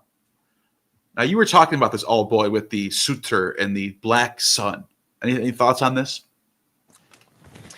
I mean, I definitely think there's something psychological going on that they're aware of. And obviously, I'm guessing you're kind of hinting on like an archetype kind of idea here. So where you're saying about Hatmen in UFO encounters. So I'm guessing, is that something to do with like an archetype coming through from somebody's kind of psychological experience? Because I do believe that, you know, people tend to see similar things or experience similar things under certain environments or external stresses. So a Jungian sense, the Jungian. Yeah, I could certainly see that for sure. I could see that working out psychologically somehow. Any thoughts on that, Dolan? I don't know too much about the topic, but that sounds fascinating. Yeah, no, I agree. It wasn't a question, but it was a great comment, and I appreciate the super chat. Thank you. They have another one, by the way. Seth HDK with a same $9.99 says, some think Odin hanging on a tree reaction to Christ's crucifixion. Runes of prophecy related to Apollo/tree shows Odeon on tree to be earlier. What do you guys think? Well, I would say that there's evidence of let's see. I believe there's evidence of sacrifices to Odin of hanged. Saturn's a sacrifice god too. Right. I think there's hanged sacrifices to Odin, and someone can correct me if I'm wrong. There's a deity in Gaul called Asus, who some scholars believe is the Gaulish version, and there were there are similar human sacrifices to him, and so there's I believe, like I mentioned, the myth of Daphne, the Apollo pursuing the tree in anguish in that myth, Odin hanging from the tree in anguish in his myth, and then there is an Irish version of this where Finn is the analogous deity, and he fasts underneath a tree. So I think this connection to the tree and to hanging has deep roots, most likely. So yeah, what would you say, old boy? Yeah, I was thinking of it, Isis, because I came across a text. It's from Julius Caesar, and he says the same thing about how they were sacrificing in the tree groves by hanging them in the trees as well. So, which made me think of Isis, who they reckon was worshipped in these groves. So yeah, I can certainly see that connection, and you also see. I mean, it could even go back. The bound, the person who's bound being tortured. We know Loki's bound and tortured, as is Prometheus. Wait, let me get this straight. Can I just ask you, is this true that I'm hearing there's a god named Isis who's sacrificed and he's predates Christianity?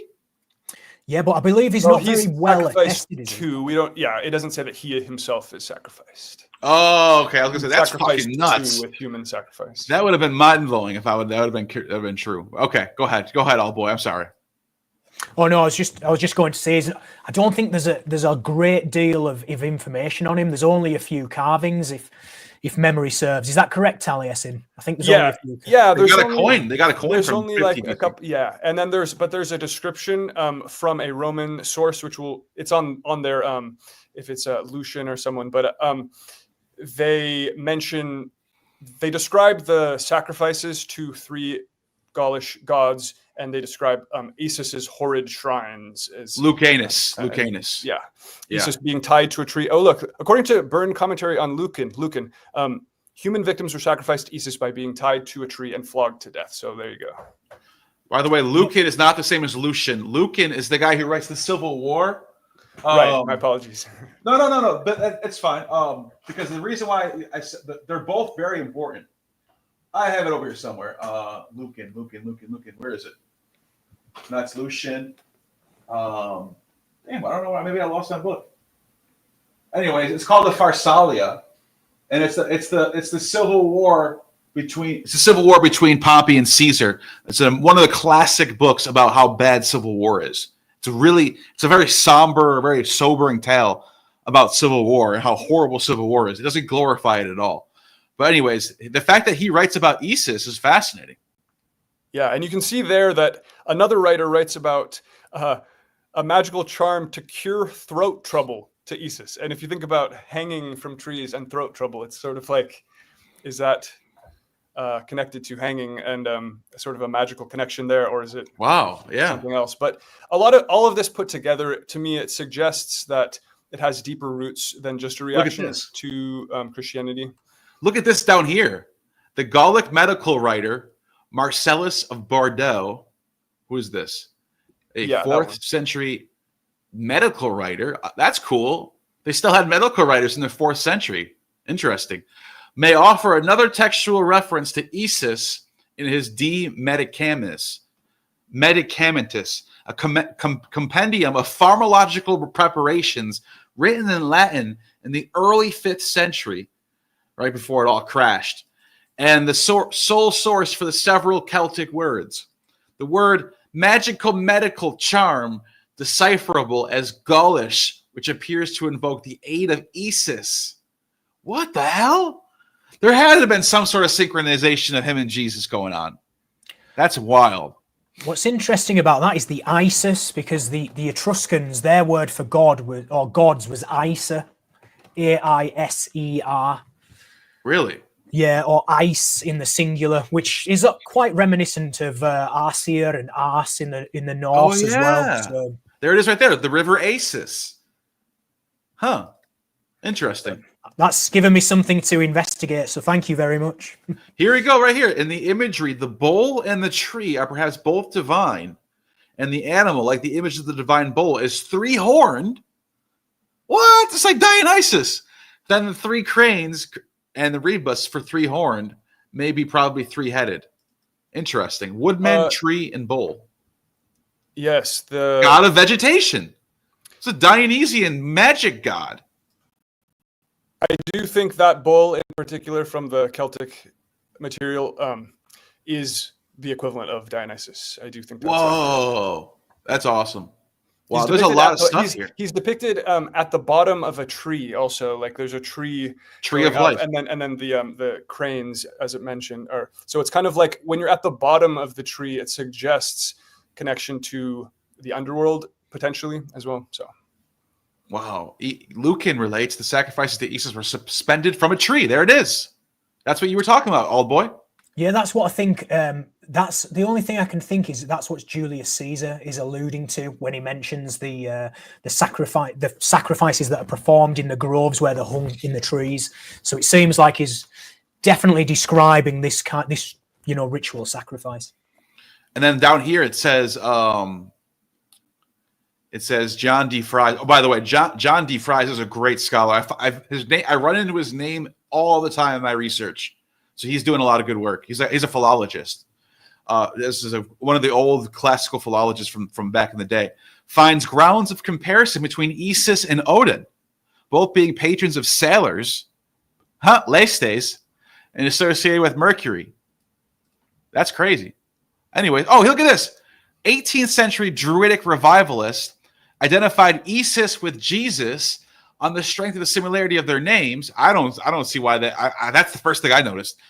Both Hu and Huon were no doubt originally identical with the Heus of Lactantius and Jesus of Lucan, described as gods of the Gauls. The similarity of the last name Jesu, Welsh Jesus, is obvious and striking. That's according to 1862. And that's the writer that old boy mentioned earlier. Who? That's right. You did mention that. Morganweg. Yeah. Wow, that's fascinating. Anyways, that was a cool super chat. You brought us down a rabbit hole. So I always love those super chats. Constellation Pegasus with the $4.99 how did the election work out for you with the overwhelming Trump victory? I'm not going to get into this right now. It's a different world, though. It's a different world. We'll see what happens. Let's. I'm not trying to divide my audience like that. I will, when the time is right, I'll discuss it. I want to discuss it as it relates to the ancient world and how I see the world unfolding today in comparison to the ancient world. That's what I want to. I want to keep it like that. I don't want to be a political. I don't know shit about politics, so I don't really. I'm not. Don't ask me about politics, all right? But I will. I will just. I'm not afraid to talk about what I think, and I will when the time is right. HR, thank you for the super chat. Christians and Muslims just repackaged all this. Yeah, they did. Well, I wouldn't say repackage. I would say they're drawing heavily from these motifs, and they're inspired by these motifs, and they're rewriting it for their Christian audience, for their Hellenized Jewish audience. What do you guys think? I mean, yeah, you can definitely see that there's the themes and motifs are being drawn upon, being altered, for, to suit their own needs, agendas, purposes. So, yeah, it's definitely a recycling at least. That's the way I see it from what I've seen in the sources as well. I agree. And Street Prophet Constipacious becomes a member. I like that name. Thank you for that. I appreciate that. Seth HDK says Laura leaves prophecy. Oak leaves Zeus and Apollo. From Greek, not Jewish perspective, what do the wreath of thorns represent? Death, pain. You just said it yourself. I was just going to say what I think they're doing with the wreath of a crown of acantha. That's what it says in Greek. It's the same word for acacia. Believe it or not, it's the same exact word, acantha. You can look it up yourself. Go to Perseus Tufts. The crown of thorns is a crown of acantha. Stephanu acantha. And it says, and that's like dried up, prickly leaves or prickly thorns. That's what it means. Thorny. It's a thorn. It can mean buckthorn. It can mean acacia. It can mean several things. But also, it's also pointed out to me that when ivy dries up and is dead, it becomes prickly, like thorny. So it could be like a dead Dionysus in a way. Like instead of the growing lush ivy with berries hanging off of it, it's completely dead and thorny and prickly. So it's almost like a flipping of Dionysus. What do you guys think? I like that idea. I hadn't thought of it other than, mimicking like the solar halo or the laurel wreath crown. But the connection to Dionysus is even more direct, like you said. Yeah. Any thoughts on that, old boy? Yeah, I can definitely see that. You look at a rose, it's got a beautiful side. It's also got, that thorny, dangerous side as well. And the thorn in the flesh, getting that kind of imagery coming through. So yeah, I can certainly see that more underworld, chthonic kind of element coming through for sure. Yeah. All right. Thank you for that super chat. Wodansus says, Odin is frenzied because he drinks the mead. Dionysus is frenzied because he is the wine. They're not quite the same. This is a friend of mine. Yeah, I would agree with this. This is kind of how I conceptually distinguish it too. So personally, that makes sense because Dionysus he's embodying it, and it's similar with Odin. Odin retrieves the mead and sort of disperses it, but he is retrieving the mead that has been embodied by a different being. Okay, so there is Kvasir, who is killed and his blood becomes the mead. And so it's more like Kvasir is in that role of like the Zagreus Dionysus. It gets collected by the cup, and then Odin has to steal it back and disperse it. So he's the drinker and the giver of the mead. And he's highly identified with it, but there's this fine line between. And what's interesting, are you talking about the mead of poetry there? Yes, the mead of poetry. Yeah. And he turns into a bird, does he not? And he passes it out of his backside. Is that correct? That's correct. Well, a portion of it for I think for bad poets, the portion that comes out of his backside is drunk by bad poets. Which makes me think of the Ganymede. You know what I mean, Neil? Yeah, that's a Ganymede right there for sure. That's crazy. Oh wow, no, I agree with what Dan says. I mean, it's not a 1-to-1. And by the way, I don't think Odin can be 1-to-1 with any god. Odin becomes something. By the time he gets to the medieval Odin, it's its own god. And there's a lot of Apollo comparisons, a lot of Saturn comparisons. There's a lot of Eastern gods comparing to Odin. And I also think there's some that Dionysian traits as well. But I don't think it's any 1-to-1 comparison. Is my thoughts on that. One thing I'll add to that is that I think the best book comparing Odin to Rudra is this book by Chris Kershaw called Odin and the Indo-Germanic Mannerbund, Odin the One-Eyed God, rather. And in that book, she draws a lot of connections to Dionysus as well. And similar things that remind a bit of Odin's wild hunt are more connected to Dionysus rather than Apollo. But then there are other things that align more with Apollo and that side of things. So yeah, I agree. It's quite complex. Have you ever seen the Pashupati seal? Yes, and so that is an interesting topic, a very large topic, which this is from the IVC. Mohenjo-Daro. Yes. Which is that's early Bronze Age. This is the Indus Valley culture. Yeah. So this is before the Indo-Europeans got to India. This is from that time. So we're kind of looking through a haze when we try to interpret that. You can't really compare it 1-to-1 once again. But there's they do point out that a lot of the Shiva overlap happens. Just in comparison, not like a 1-to-1 thing. But yeah, you got the horned god. He's a master of animals. He's it's like he's the archetype of the earth. He's got 3 heads too. That's true. Yeah. So there's a lot going on there. I would say the name Pashupati has been applied to it by interpreters who see it as Shiva. So, yeah. You got to be careful with that. I agree with that because there is a possibility that it's a more like totalizing figure, like a Protagonos or who Brahman.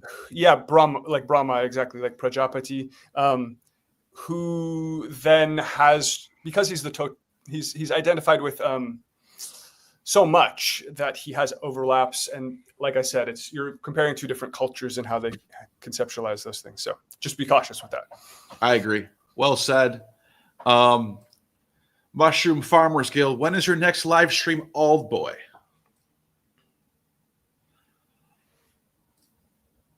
Did you hear that? Sorry, Neil. I just had to nip away. You're good. You're good. Somebody said, when is your next live stream, Old Boy? Oh, hey, thanks for the question there. You know what? I'm working on one now. It's probably going to be ready in the next week, I would say, and then we'll go out with another one. So, thanks for the interest. I really appreciate it. And you do a lot of Greek studies on your channel, where you actually go through and show your studies and learning the Greek language, which is very helpful for anybody who wants to learn Greek. They can tag along on the ride with you. Yeah, that's right. I just put that out there to help people who are engaged in the Greek course that's run by Dr. Ammon. So I just add that as a little bit of a companion to go along for people who are learning, so that they can just see how I tackle a translation. So it's just there, just as an extra resource for people, just to help. So that's awesome. All right, thank you for that super chat. JJ drops at 10. Thank you, JJ. I really appreciate that. It's good to see you in the chat.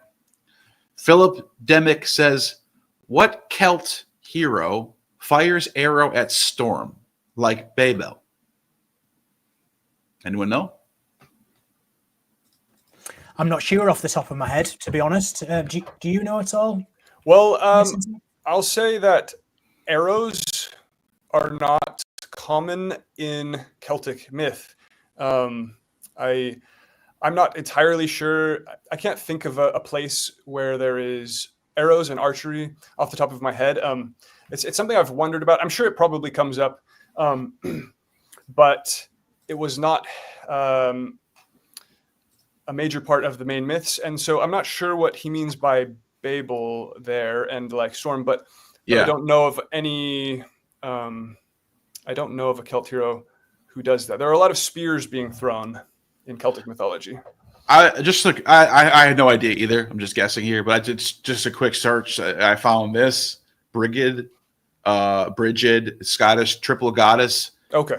Fiery arrows. I'm just doing a quick search. This is not like I don't know if this is correct, but that makes sense. Yeah, I think that must be an epithet of hers, Breo Age, which actually I'm not familiar with. I'm not either. Called that. So that's really interesting. Yeah. By the way, that god Brigid is also depicted with the mask, the helmet, and the shield, like Athena. You know. Yeah. I'm actually going to do a live stream on this topic because there seem to be some potential connections to the Phrygians actually, because they used to be called the Briges, and Bridget, or Brigantia as she was known in Britain, she was the patron of the Brigantes tribe. She's Sophia. No, she's often equated with Minerva which is Sophia. That's her epithet. Minerva's right. Minerva has that epithet of wisdom. Right. Okay, I see what you mean now.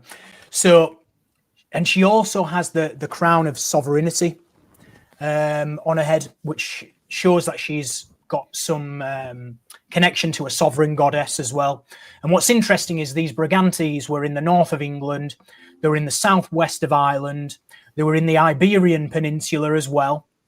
And the group that were in the Iberian Peninsula were also known as Briges, Brigades. And there are scholars who've connected them to the Briges of Thrace, who then migrated from Thrace into Asia Minor, where they became known as Phrygians or Phryges. So there's a potential connection there. And some scholars, I mean, the Indo-European root for Phrygians is still speculated, but one of the suggested routes is the Brig route, which is found in Brigantes as well. And what's interesting is they think the name Brigantia means the high one, as in exalted, whereas the high one. If it is related to the Phrygians, then obviously the mountain mother was worshipped on the mountain, which makes a whole lot of sense. But it's a deep thread, so we'll maybe get into that another time. Yeah, it is a very deep thread, and I've enjoyed your videos on those topics, and like Breogan in particular. My second book is going to be focused around Breogan and his myth, because I think there's a lot there, and like you said, the name Brig and Breogan, they go back to the same root as well, and these go back to a shared root word in Proto-Indo-European that forms in a separate formation, becomes the names Brahman and Brahma. So they have connections, like you said, to mountains, Axis Mundis, and also to these high gods in other contexts. That's great. I didn't know about that connection with Brahma either. So thank you for that. That's brilliant. Yeah. All right. The next one is from Seth of Valhalla. The burning bush was a tree of acacia. The Ark of the Covenant was made of acacia wood. This is absolutely correct. In the Greek and in the Hebrew, they both show acacia as the akantha is in the Greek, the word they use for the burning bush, and the wood they use to make the Ark of the Covenant. It's also the same word they use for the crown of thorns that Jesus wears. It's all connected in that way.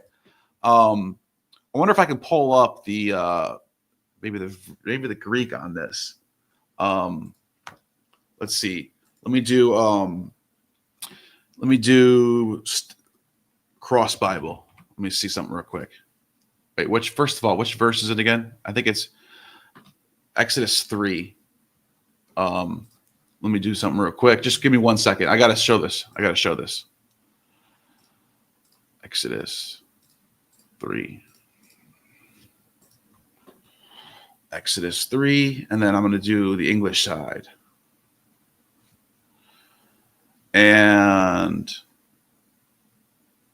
Moses says the burning bush. Where is it? Flux ectu batu. Flux. I forgot what verse it is where they actually say that it's acacia. But I don't know if I can find it right now. It's out there, though. I've seen it before. Maybe I'm wrong. Who knows? But, yeah. What do you guys think about that? I mean, I've certainly heard of it. I've not gone in and seen it in the text myself about the acacia. But, I mean, it would make sense because doesn't acacia root have psychoactive substances as well? Yeah, that's where you get DMT from. Yeah, that's it. How to make ayahuasca is from acacia confucius root bark. Ah, yes, I believe you can do it from Mimosa hostilis root bark as well. Interesting how the roots seem to have this quality, isn't it? Yeah. Let me see if I can do this real quick. I think I'm pretty sure I've seen this before. Like someone showed me this before. Maybe it is this. Maybe it's the Hebrew. Yeah, I'll have to look into this. I can't. I'm looking up verses right now that I don't even know. So I'll have to look into that next time. But that's an interesting super chat from Seth of Valhalla, and I know for sure that the acacia wood is what they use for the covenant. And I do remember someone showing me that the tree that was on fire was acacia. I remember seeing that somewhere, but it's been a while since I looked at it. But let's just say you're right. We're just gonna take your word for it. I couldn't find it for you right now, but maybe if I do find it, I'll have to do a video on it because that's pretty fascinating stuff. Yeah. Any last thoughts? No, I just think it's been really fun getting a new perspective from me, with the Vedic side as well. So thank you for that to Taliesin's map. And yeah, I just think it's fascinating having a look at all these shared motifs and commonalities, and I'm just left asking more questions sometimes than answers. You know what I mean? But that's what keeps it interesting, I suppose. So thanks a lot for having me here today. I've really enjoyed it, and thanks to everyone who's watched. Yeah, the threads just keep going and going, and but yeah, this has been great. So thanks for having me. Yeah, man. Let me just say something real quick. Burning bush. No, I couldn't find it right now. Anyways, that was now I'm gonna have to go look at this when this is over. Anyways, you guys were great. Both you guys were doing awesome stuff, and let's see. Yeah, let's end it right there. And let me see if I can find my outro. There we go. All right, you have just attained true gnosis.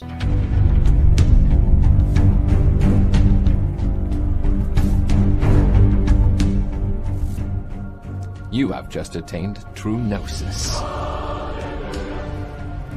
The demiurge has no power over you.